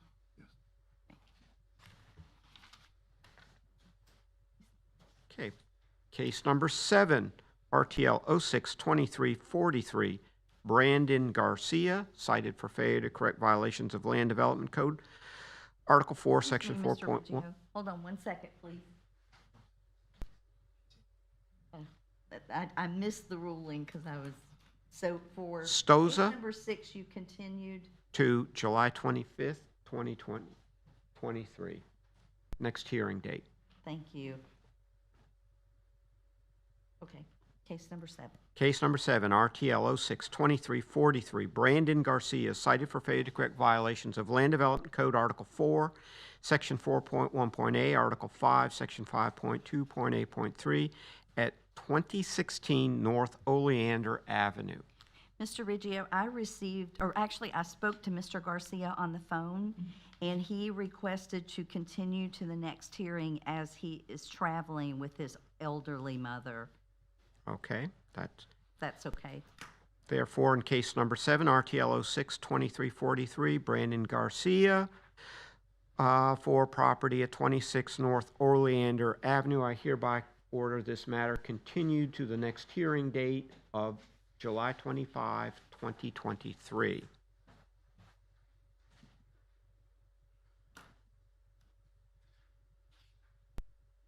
Case number 8, RTL 06-2344, Sean and Julie Severin, cited for failure to correct violations of Land Development Code Article 4, Section 4.1.a, Article 5, Section 5.2.a.3 at 605 Vermont Avenue. Should be appearing via Zoom. Could you state your name, please? Julie Severin. And raise your right hand. Do you solemnly swear or affirm that the testimony you're about to provide is the truth, the whole truth, and nothing but the truth? Yes, ma'am. Thank you. All right, the case before you is a zoning violation. This case was field generated. The property is zoned SFR5. Other accommodations known as short-term rentals are not permitted in the zoning district. The violation was first observed May 24, 2023, and they were first notified the same day. The property was not actively advertising as of May 25, 2023. The daily posted rate was $93. The advertisement displayed 94 reviews. The check-in, check-out time were shown as 2 p.m. and 11 a.m. Due to the actions of the property owner, the city is requesting a one-time fine of $1,000. Okay. All right. Mr. Jackson, do you have anything to add? Yes, Mr. Magistrate. Ms. Severin, my name is Anthony Jackson. I'm an attorney for the Daytona Beach, City of Daytona Beach. I previously presented to the magistrate a position of the city regarding a finding that these violations are irreparable and irreversible in nature. I don't know if you were online listening at that time. That would have been probably during the first case or earlier cases. I did a shortened version on the most recent case to accommodate the translations that we were doing. But if you need me to do that presentation again, I will. If you heard it and you have no objections to that finding of irreparable and irreversible in nature, and you can waive that reading or my presentation of that request. I think I was muted during that because I did not hear it. But I mean, I think it says it in the, well, Mr. yeah. Jackson, why don't you go through it again? Yeah, I think that would be. And it would be in here, and we don't have to worry about whether or not she heard it or understood it. And if Ms. Severin, after Mr. Jackson finishes, if you have questions relative to that, you can certainly pose them. Thank you. He is presenting an argument as to why the city believes this type of violation is irreparable and irreversible. And so you should listen to him, and then if you have questions or feel that it's what he said doesn't apply, then you can say that at that time when your opportunity to speak arises. And as I said before, anyone else who is listening online with any of the remaining cases, you may want to listen in as well. It would be the same argument. Chapter 162.09, subsection 1D of the Florida statutes provide for the magistrate making a finding that nature of a violation is irreparable or irreversible. The nature of these violations, that being short-term rental violations, are from the city's argument is irreparable and irreversible in nature. The reason we say that is because the beneficial gain to the property owner advertising the conduct that is prohibited by the code. The effects of holding our property as a vacation rental is irreversible. The property is advertised worldwide in destinations that draw people from all over the world for principal special events such as the Daytona 500 races and Bike Week, but also for our world's famous beach and spring break. The properties are also marketed as a draw to nearby destinations such as Disney World and Space Coast. And once the properties are advertised, they're never unadvertised. The reality of the World Wide Web is that you cannot push advertisements back into the tube. Information that is posted today can be printed, forwarded, retweeted, and even copied and posted on other sites. And after being taken down from the primary source, is still accessible and producing rental inquiries. The information has long-range effects. It lures patrons under contract to participate in unlawful stays in our city with risk of poor health, safety, and welfare due to unregulated or self-regulated vacation accommodations that patrons enter into at their own risk. The one single day of advertising can potentially book a property for the whole year. These promised stays are potentially to the detriment of the patron, and they're definitely to the detriment of licensed hotels, motels, lawful vacation rentals that have gone through proper zoning, regulation, proper inspections, proper licensing, proper insurance, and proper taxation that's required by law. The transient nature of the rentals limit the means in which the city can enforce, typically limiting the city to having to enforce by identifying advertisements. When the city code enforcement officers go to properties, they often find that the transient patron is gone from the property, or they claim some misleading relationship that is often contradicted by the later advertised comments that they found on the site. The monetary effect of these unlawful rentals is that they get tax avoidance, inadequate insurance coverage, and unfair business competition against lawful accommodations businesses and lawful vacation rentals. The community effect is that transient business use within unauthorized residential neighborhoods affect density, parking, noise, and safety. They affect the peaceful enjoyment expected in residential neighborhoods. They diverge from traditional and reliable residential norms. There's a demand from the business community to our commission, which has led to a request for strong deterrent to those that are raking in profits, avoiding state and local taxes, avoiding zoning requirements, and regulatory controls. We have all seen rentals going for as much as several $1,000s a week and realize substantial fines is the only deterrent tool available. Because by the time an inspector arrives and says stop, the beneficial gains are already realized. State law adopted by the city defines vacation rentals to include advertising for transient guests. Therefore, the city requests that magistrate find that these types of violations are irreparable and irreversible by their very nature. We also ask that the magistrate look, as provided in our code, to the nature of our fines for the manner in which the fines will be imposed. Historically, we asked for a $15,000 fine for the typical violation, but over the years, the magistrate has had a consistency in the manner in which he's been making findings, and typically someone who immediately responds and resolves the matter once they're notified typically is on with the request is now only $1,000 for the fine. And when it is appropriate, the fine of $15,000, when it is warranted based on the gravity of the violation and the effort of the respondent to comply, the request will be made as well by the city. In this specific case, I believe the city's request is for a $1,000 fine. I have nothing further regarding that matter. Okay, thank you.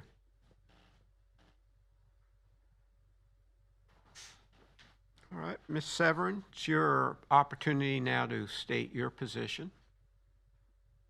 I thank you for the lengthy but informative explanation, and I did address it immediately, and I don't know that I have anything else that I, can say. Okay.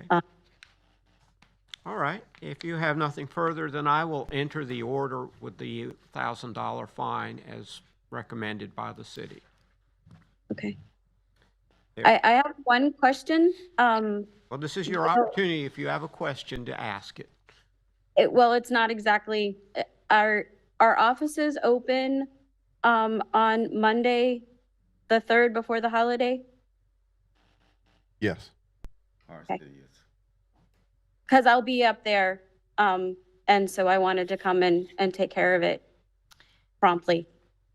Well, I'll have to, he'll have to sign the order. The magistrate will have to sign the order before I'm able to issue you an invoice.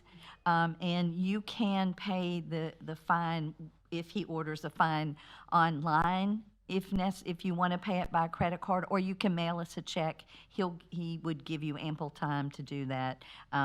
I personally won't be there on the 3rd, but that doesn't mean you can't come in and leave a check. Okay. All right. Thank you. Okay.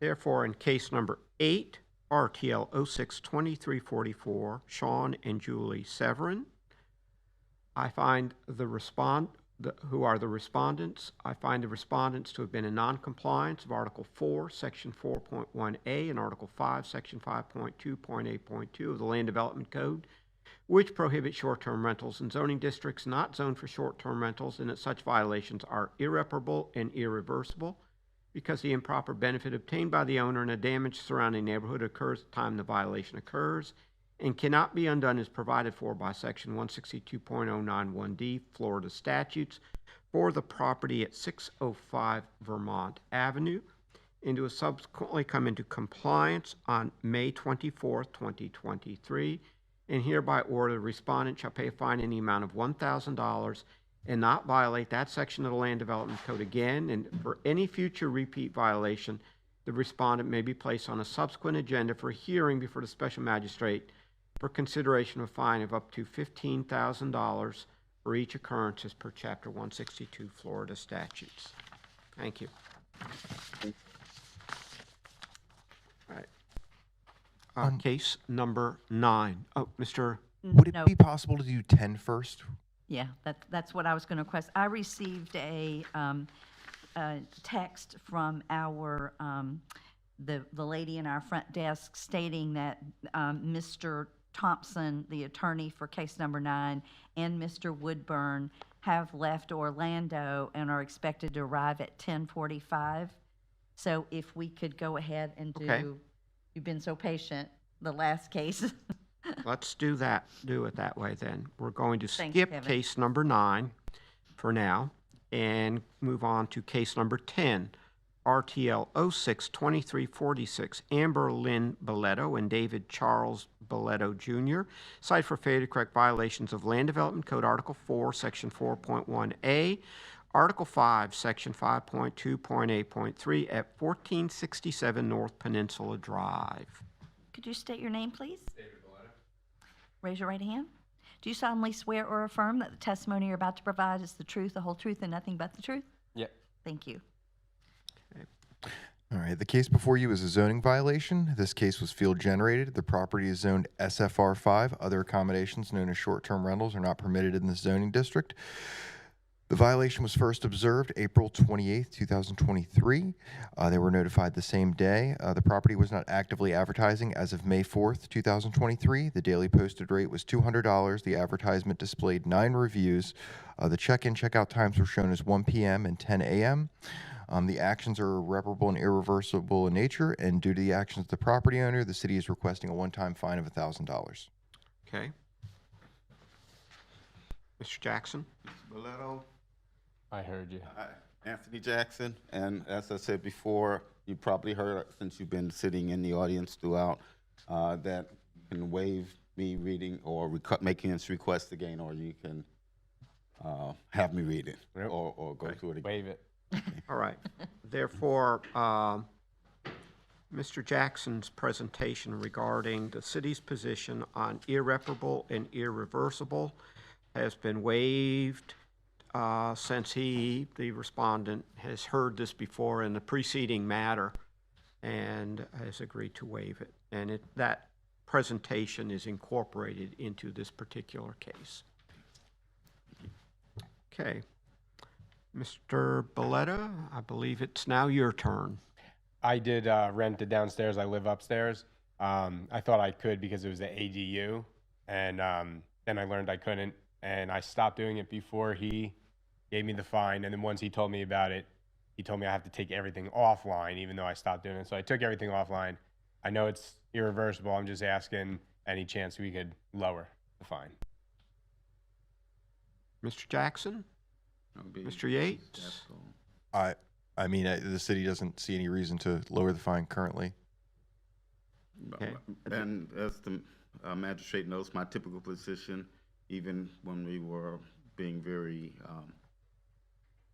conscientious of a very serious circumstance of a prior case, my general position would be that we stay consistent.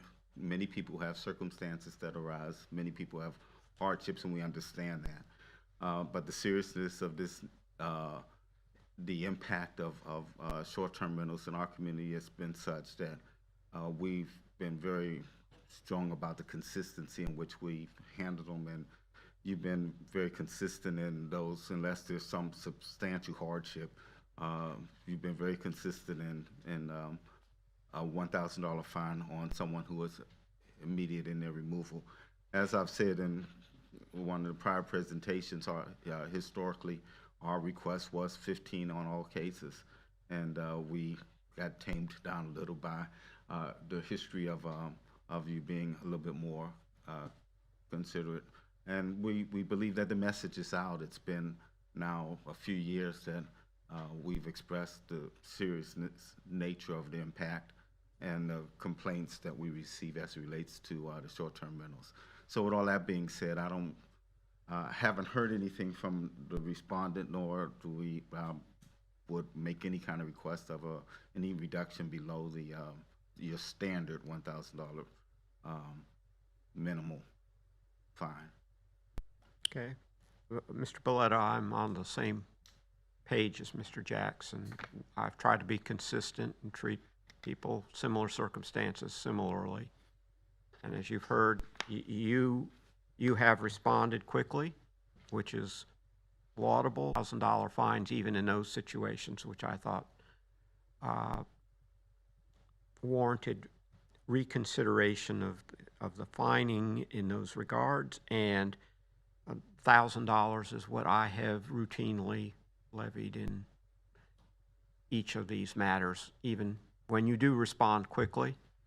And so I'm not prone to make any reduction under the circumstances. Okay. Do you have anything further to add? Nope. Okay. Therefore, case number 10, RTL 062346, respondents being Amber Lynn Boletto, or Boletta, is that? Boletto. Boletta, and David Charles Boletta Jr.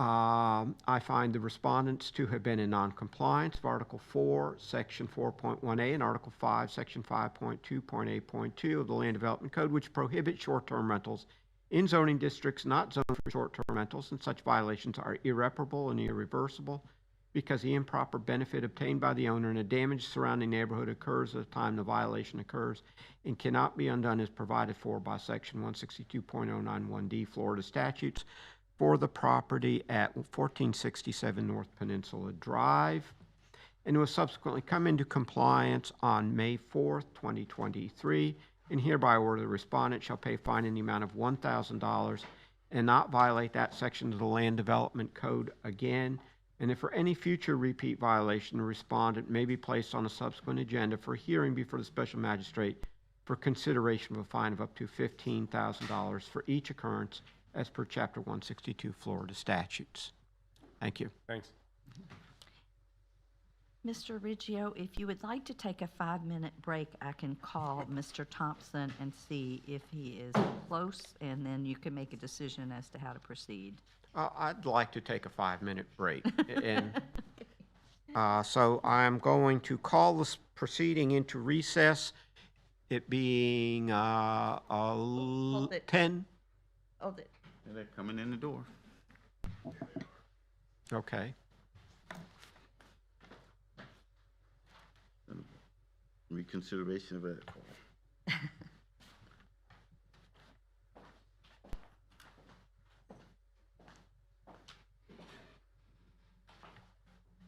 All right. If you gentlemen would like to go ahead and step up and I'm going to call your case now. You're the last one we're hearing today, and you just walked in as we were about to. Thank you very much, Your Honor. I am, and Ms. Barnes, Mark Thompson, thank you for all your guidance and assistance. Case number 9, RTL 06-2345, Bruce W. and Kimberly M. Woodburn, cited for failure to correct violations of Land Development Code Article 4, Section 4.1.a, Article 5, Section 5.2.a.3 at 1408 Peachtree Road. And Mr. Thompson, is your client going to testify?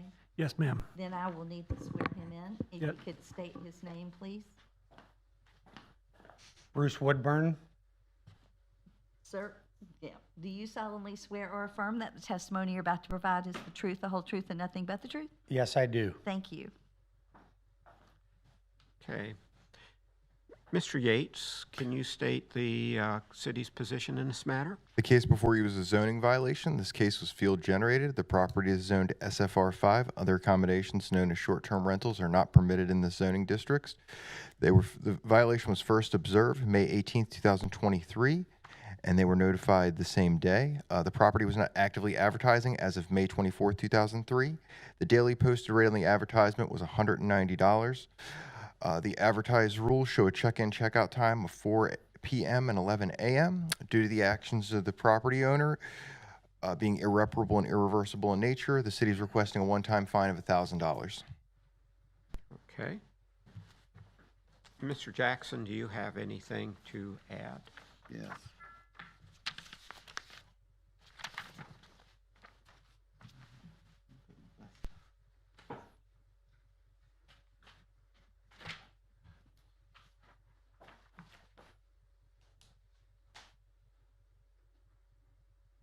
Anthony Jackson, attorney for the city of Daytona Beach. The magistrate, as well as, I'm sorry, counsel, I did not get. Mark Thompson. Okay. Mr. Thompson and Ms. Woodburn, I get up here to present to the magistrate our request that there be a finding that the nature of these violations are irreparable and reversible in nature. I don't know if you all had any opportunity listening online or anything to that effect, or if you even have an objection to such a finding. But in any sense, if you... I think, Mr. Jackson, it would probably be appropriate for you to go through your certainly argument regarding irreparable and irreversible. Yes, sir. And so the city's position regarding why the magistrate should make these findings of irreparable and reversible in nature as it relates to short-term rental cases is that we start with acknowledging that Chapter 162.09, subsection 1D, provides for such a finding to be made by the magistrate or the code board. And it's based on the nature of the violations. And this circumstance, or in the circumstance of short-term rentals, the benefits you gain to the property owner of advertising, the conduct that is prohibited by the code would be one consideration. In fact, the effects of holding our property as vacation rental is indeed irreversible. The property is advertised worldwide, marketing a destination that draws people from all over the world for principal special events such as Daytona 500 races, Bike Week, world's most famous beach, the spring break, The properties are also marketed as a draw to nearby destinations such as Disney World and the Space Coast. Once the properties are advertised, they're never unadvertised. The reality of the World Wide Web is that you cannot push advertisement back into the tube. Once it's out, it's out. Posted, can be reposted, can be printed, can be forwarded, can be tweeted. And even after it's taken down, it can be someone's primary source for rental inquiries. The information has long-range effects. It lures patrons under contract to participate in unlawful stays in our city with risk of poor health, safety, and welfare due to unregulated or self-regulated vacation accommodations that the patrons enter at their own risk. One single day of advertisement can potentially book a property for a whole year. These promised stays are potentially to the detriment of the patron and definitely to the detriment of the licensed hotels, motels, and lawful vacation rentals that have gone through proper zoning regulation, proper inspections, proper licensing, proper insurance, and proper taxation that's required by law. The transit nature of the rentals limit the means of enforcement by the code inspectors, typically to identifying advertisements. By the time code enforcement arrives to properties, the transient patrons typically are gone from the property, or they claim some misleading relationships that are often contradicted by the advertised visitors' comments. The monetary effect of these unlawful rentals is tax avoidance, inadequate insurance coverage, and unfair business competition against lawful accommodations, businesses, and lawful vacation rentals. The community effect is that transient business use within unauthorized residential neighborhoods affect density, parking, noise, and safety. They affect the peaceful enjoyment expected in residential neighborhoods, and they diverge from traditional and reliable residential norms. There's a demand from the business community to our city commission, which has led to a request for a strong deterrent to those that are raking in profits, avoiding state and local taxes, and avoiding zoning requirements and regulatory controls. We have all seen rentals going for amounts as much as several $1,000s a week, and we realize substantial fines is the only strong deterrent tool available. By the time we arrive and say stop, the beneficial gains are already realized. State law adopted by the city defines vacation rentals to include advertising for transient guests. Therefore, the city requests a finding that these violations are irreparable or irreversible in nature. And so, and as I've said earlier, that section of the statute provides for the magistrate to look at the gravity of the violation as well as the efforts of the respondent to come into compliance. In the history, because of how it impacts our city, we were asking historically for $15,000 fines in these types of violations. Over the years, now that it's been a few years of strong enforcement, we've been tamed by the findings of magistrate on matters where someone responds quickly, and we've agreed with the magistrate's conclusion that a reasonable fine for someone responding quickly is a $1,000 fine. And so in this matter, I believe I've heard the request to be for a $1,000 fine, and so that would be our request in this as well. And I have nothing further. I have one question. I may have missed it, and it's really for Mr. Yates. Mr. Yates, what was the medium for advertising this? This was VRBO, I believe this one. Can you change the picture? Yeah, VRBO. Okay.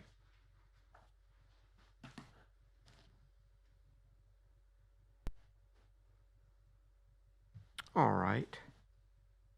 Thank you. Mr. Jackson, Mr. Yates, do you have anything further? No, sir. I have nothing further. Okay.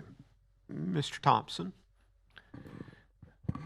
Good morning again to Your Honor, Magistrate Riggio, and to the Attorney Jackson, as well as Mr. Yates and Ms. Barnes. First of all, I want to say thank you very much for waiting for us. I'm so sorry that I had a misunderstanding that the hearing was starting at 1:30. We were all geared up to do so, and when I called this morning, I was told that no, it started at 9, and so I apologize for the misunderstanding on that.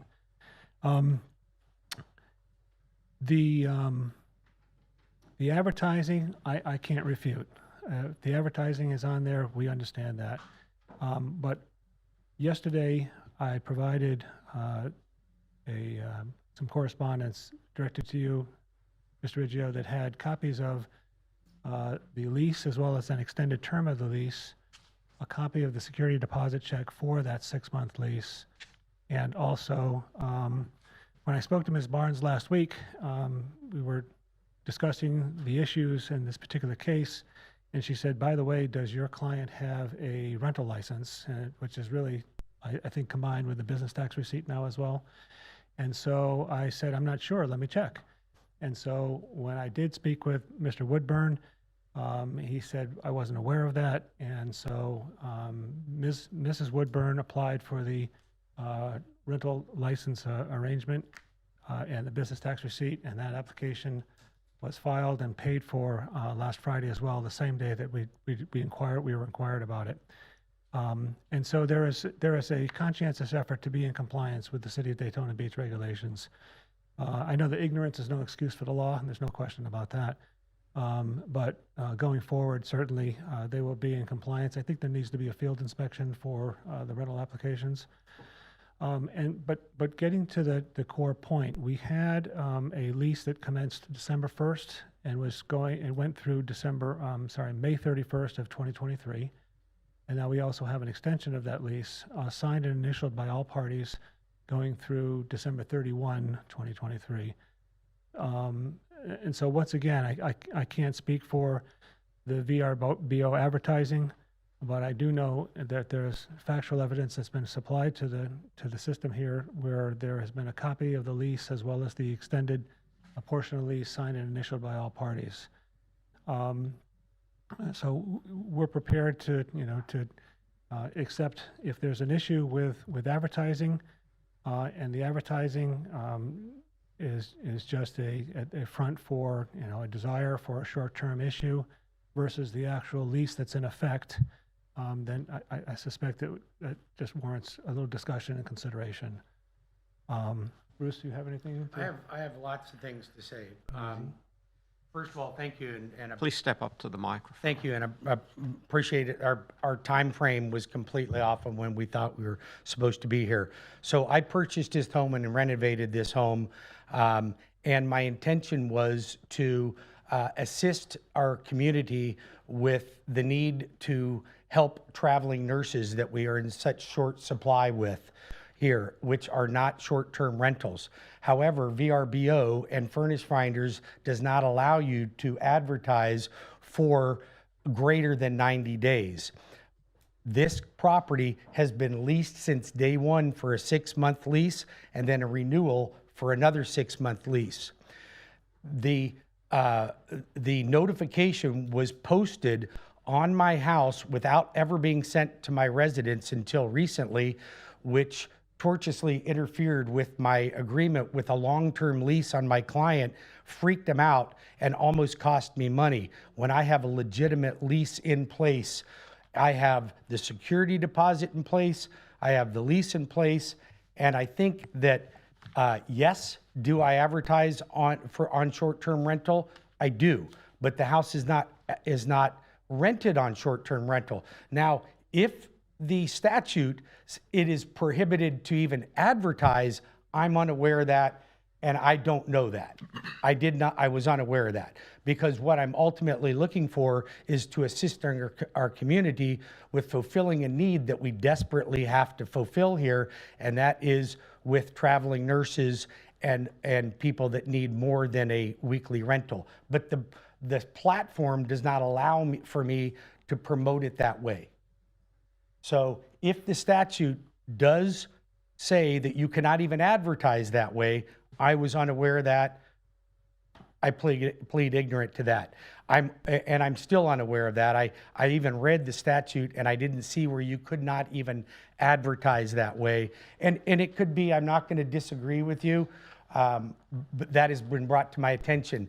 On the other hand, the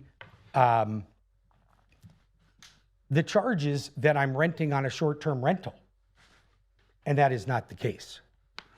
This is a long-term rental, and I have evidence to provide it. Okay, we see that, thank you. You can have that. And the city's position remains the same. They did advertise it. That's enough. But also, can you go through the pictures till we get to the availability page? Right there. What that's showing is what they allow you to book. So now I'm not saying that they can't deny it, but the way they have it set up is that you can book short term on there. Now, whether they deny you when you get there, I can't say, but they have it set up so that you could. Okay. And if Mr. I Jackson, can- do you want to, Yeah, sure. please? Hold on. If I could just speak to 2 points, just Yes, sir. Much more for understanding than anything else. Yes, sir. The posting question, the posting is provided by a Florida statute. I will presume that the notice should have been sent, or the effort should have been to whatever is on the current tax roll. And if that was that location, then that's where it would have been sent. I But- believe there was certified also going to the home address in Orlando. Yes, And if sir. it did go to the home address and it wasn't acknowledged, we would have done the posting as well, which is part of Chapter 162.09, I believe. Mr. Florida Jackson, statute. we have both the green card and the property was posted. Okay. Okay. Thank So you. that's as to the posting issue. As to the legitimacy of the lease, it wasn't legitimate because we have a lawful requirement for leasing. And in this situation, you did not have a rental license. So the frustration of that, I understand. And again, I respect and appreciate the purpose in which you're leasing. But as far as it being legit, at that moment, it wasn't. And, but again, it's a call of the magistrate as to where we go from here. So if I may respond, so, thank you, sir. Thank you very much. So the rental license is applicable to any homeowner that's going to lease their property, or I guess if it's in the tourist district, then it is short-term allowed or something like that. You always have to have a rental license. And as I stated before, our Mr. Woodburn and Mrs. Woodburn did not know of the requirement. Ignorance is not an excuse to the law, but when we heard about it, as I mentioned, they immediately applied for it, and I guess the inspection is still pending. But this is the intent of Mr. and Mrs. Woodburn is not to cheat the money out of, cheat the city or anything like that, or any tax revenue from the Department of Revenue or anything like that. It's certainly to be in compliance. So that's why we're here today and responding. Thank you. Okay. And Mr. Jackson, does that city code include the holding out of a property for rental to make it a rental property? Yes, what that section that adopts the Article 5 use standards, if and I'm sorry, I didn't hold on to the name. Mark Thompson. Mr. Thompson would see there, and where that first reference I give, that's the note that's in our code, and that note in itself adopts the section of the statute, and then you walk through the statute, and it would include the advertising as well. Understood. Thank you. Okay. I don't have anything further. You have anything further? Okay. Let me point out, I just received, sir, your letter just before the hearing today, and I saw the copy. I mean, it's a lease, yes. And here is the difficulty that I run into from the standpoint of the code enforcement proceeding is directed at property owners. They're ultimately responsible for their property. And I can't determine who is holding out this property for rent.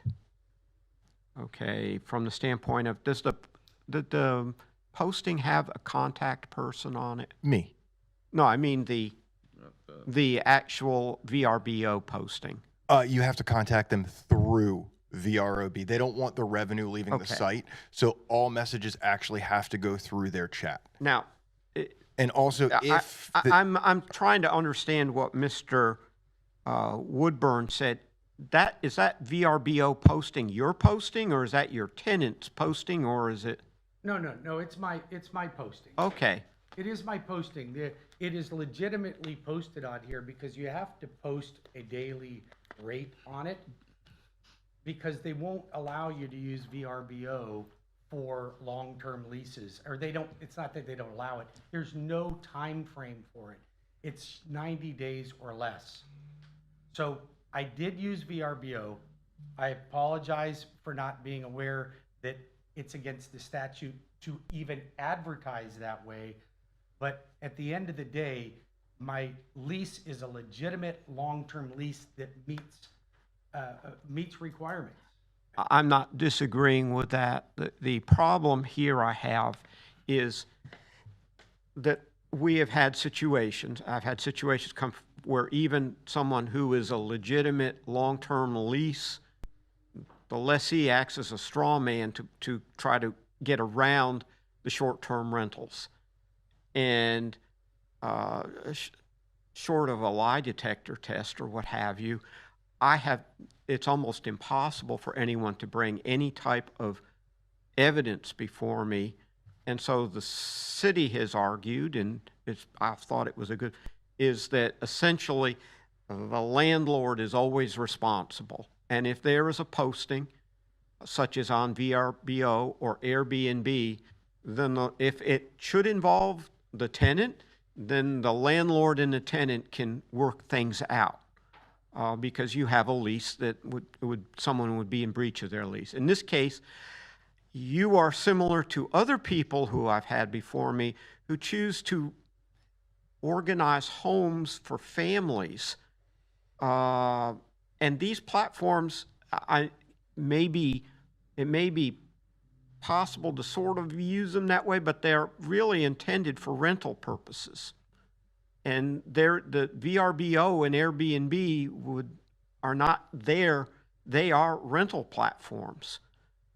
And so when they're used for some other purpose, it basically, the city has no way of being able, as yet to been, in my discussions here, ever been able to distinguish between those that are being used for some type of alternative convenience versus a actual rental platform, rental advertisement. Rental platform. And I don't doubt that you may be using it for, the purpose you use, but you're using the wrong platform.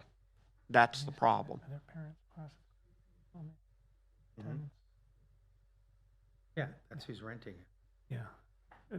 And this, You may have a renter there, but again, as I've said, I've had situations come before me where the renter is nothing but a straw man who is keeping the property looking like it's a long-term rental while they're short-term renting it. And that is it just creates another step in a rung, so to speak, that basically tries to negate the city's ordinance. right, from what I understand too, these two tenants, their mother lives across the street, and so they wanted to be as close as they could to their mother, and they're so technically across the street. But I understand that there are some people that just try to figure out how to get around the rules and how to get underneath the rules, so they're off the radar screen.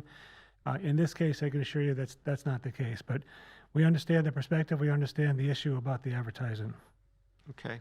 Yeah, the advertising, Your Honor, is truly, I'm not going to disagree with that, but there has not been one day that this house has been rented on a short-term rental basis. And if I had to provide evidence of that check clearing when that lease started, I could do that. But there has been no advertisement for this property if the advertisement stayed up, I'm not a computer geek. I don't understand that. But I took that property off for availability back in October of 2022. If it lingers on there, like you said, things go in perpetuity, I can't control what the internet does. But I can tell you that I have a legitimate, bona fide, long-term lease that is compliant with the city of Daytona. I understand, but I also understand that you can take those things down. We've had numerous situations before. Yeah. And sometimes you have to hire a computer geek to figure out how to do it, but they can be taken down almost instantaneously. Fact is, we've had several today where people have responded very quickly. Yeah.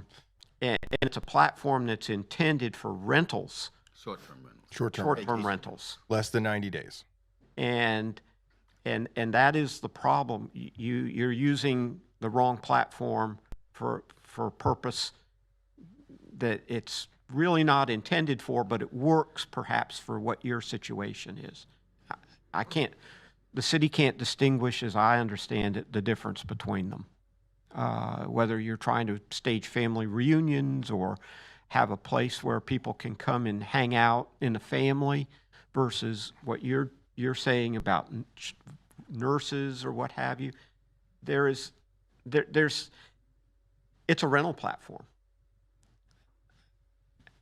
And my understanding, it's off now. It's Yeah, finished. I've done everything I could. He took it off May 24th, 2023.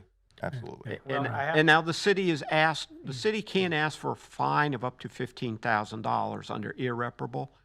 And consistently over the last, 3 or 4 years, I have asked that it be reduced for people who end up in these types of situations and respond immediately. And that's what the city is asking for. It's just consistent with what we have been doing for the last few years. And the fines I've levied have been consistent. Is there any way we have some accommodation or reduction of the fine, which has been historically consistent based on the facts and circumstances? The reduction from our perspective typically would be to the $1,000 amount. And I could only look to the staff to see if anyone would have any. We generally, any further reduction in that is some substantial hardship. I mean, earlier, I know you weren't here earlier, I will acknowledge there was on the magistrate's choice, which I would not have been asking for, but someone expressed a hardship of being at stage 4 cancer and the difficulty in the ability to pay. But substantial hardships is only, our effort is to try and be as consistent as we can, because the reality is we have some very nice people that are very insistent on the nice things that they're doing, and we have to take it face value. And if we just keep shifting back and forth because nice people are there, we don't really have a way to measure it. So we have some people who say that we only do this for family. This is only for family reunion. That's a great example. And they come for those various reasons. Say we've never ever did it as for rental. But as I'm sure you realize, the only reason you put legislatively they put a rental provision is because of the difficulty in specifically identifying, but also creating that additional enforcement because of the nature of and the level of the impacts of enforcement. So they created this enforcement impact. We utilize it, even though people can give us a whole nother reason, a whole lot of good reasons. We just don't have a way to work through them other than to hear you out and leave it to the magistrate. So our general position is to take a position of no.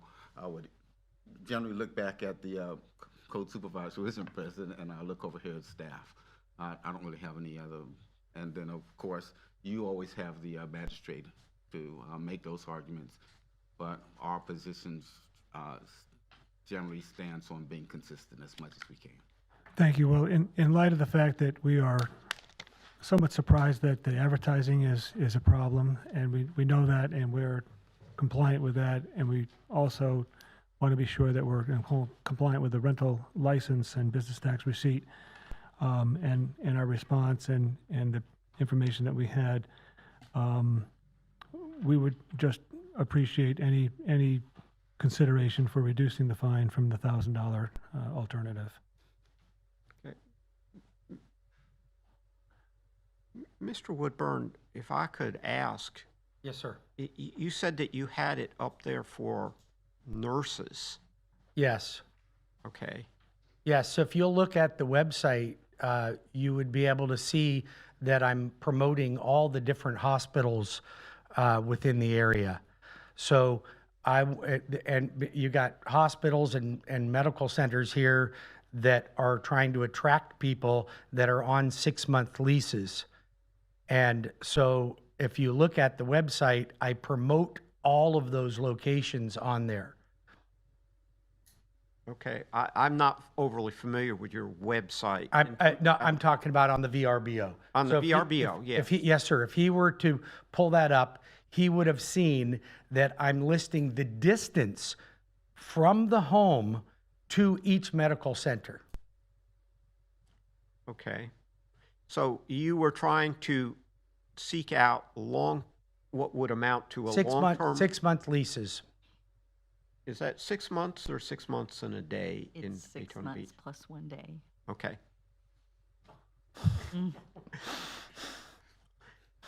I thought it was 6 months or more. 6 months plus 1 day is long-term. Just for accuracy. So. And at the end of the day, you can see. Look, under the circumstances, I'm willing to reduce it to $750. If that makes you feel any better, because you've got a lease and you come across as very believable. I'm not doubting your word. But under all the circumstances of this matter, I still have to try to treat everyone in a similar fashion. And we're dealing with a set of facts that is constrained to some extent by what the inspectors can obtain and by interpretation of the rules with respect to those particular facts. And so I will reduce the fine to $750. May I ask that you would reduce it to 500? We've done that, and that's been significant hardship. And you're not a significant hardship case. You're just a situation where you were trying to do some of the right thing, perhaps, but not necessarily completely dovetailing with city codes. I understand. Thank you for your consideration. Okay. So therefore, do you have anything further to add, sir? No, just thank you, Your Honor, for your time and your consideration. Thank you very much, and especially for waiting for us to arrive on time. I'm so sorry for being late. That's not a problem. You were here on time. We were just about ready to wrap things up, and so we took the case after you before, so it worked out fine. I was actually surprised to see that you had gone through the entire agenda in an hour and a half, so that was impressive. Well, we try to keep people moving quickly through here if we can. Therefore, in case number 9, RTL 06-2345, I find the respondents Bruce W. and Kimberly M. Woodburn to have been in noncompliance of Article 4, Section 4.1A and Article 5, Section 5.2.8.2 of the Land Development Code, which prohibits short-term rentals in zoning districts not zoned for short-term rentals. Such violations are irreparable and irreversible because the improper benefit obtained by the owner and the damage to the surrounding neighborhood occurs at the time the violation occurs and cannot be undone as provided for by Section 162.091D, Florida statutes for the property at 1408 Peachtree Road.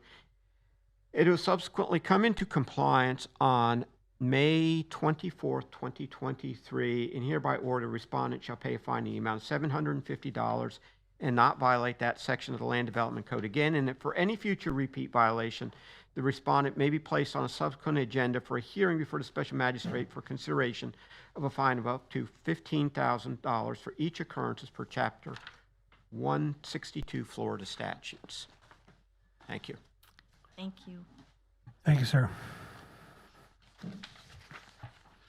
Have to leave that question of the time period to your research. Okay. I thought it was right here. In the, Okay, yeah, because I think thought. it's in the statute, not in our code. The transient statute? Yeah, that's what I'm thinking it is, that it's based on the definition of what short-term is, and anything, and our definition becomes whatever's beyond short-term, I believe. So can I ask you a question now that we're off? We're not off. We're still on. We're still on. So what, We're still on the air. I'm still It's- trying to help nurses.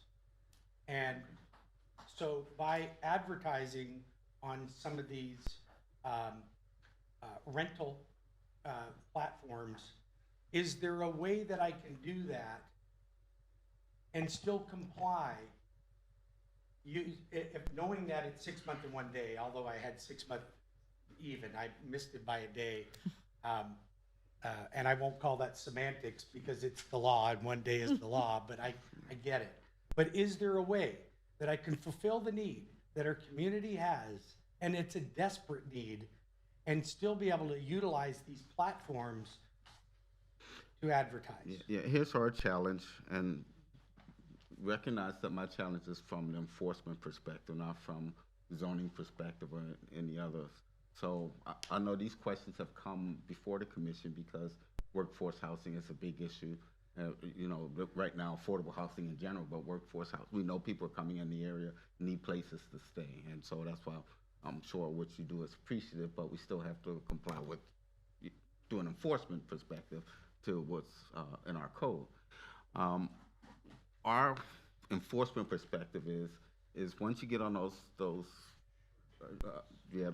vacation rental type sites, then you look like a duck and you quack like a duck, and so we insist that you're a duck. And you may have all the good intentions in the world, but we can't work that out all the time. So we try and consistently, everyone's that duck. So the easiest way to not be the duck in the pond is to advertise alternatives other than that. And we've heard the arguments. We've heard there's a couple of them, I guess, that would even allow you to say, and they've tried blocking and they've done all kind of things, but none of those have necessarily satisfied, at least from our enforcement perspective, satisfied us enough. And many times it becomes a catch me if you can type of circumstance for us. And so, again, the difficulty of enforcement forces us to have to be skeptics, even when we would rather not be.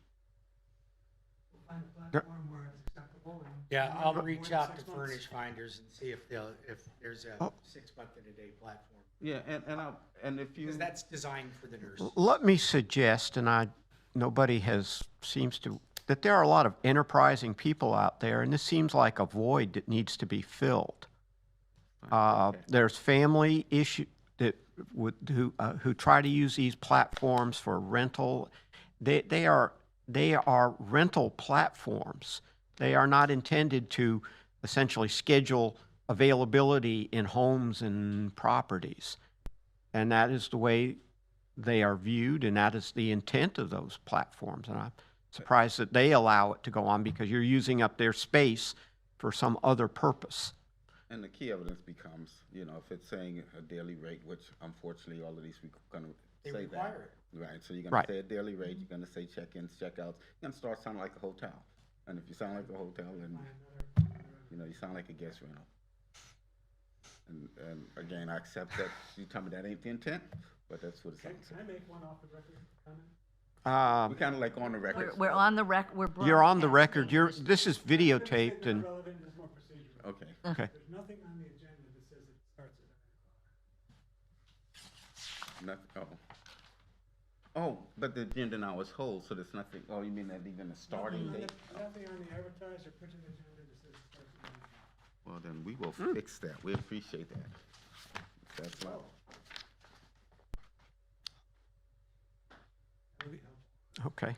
Thank you. Now, We appreciate I will y'all. say it we probably. know you have a tough job to do, and there's enforcement, and believe me, the last thing I want to do is waste my day and have to hire somebody to defend something where I think I'm completely in the right for. So Now we know. I do want to say, there should have been a proper date and time on your notice, so, but yeah, it would be ideal to put it on our agenda. Okay, thank you. Thanks for your service as a reserve police officer.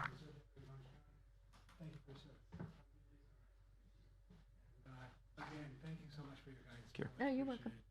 Sorry we were late today. Oh, no problem. Not quite sure when. You got here just in time, actually. Yeah, so, same way as well. Thank you very All much. right. Have a good day. You too. Will you, they be sending me a notification?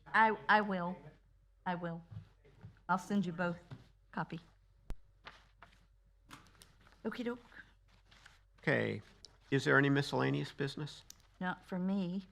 Okay, then it being 11:22, I hereby call this session of the special magistrate proceeding adjourned.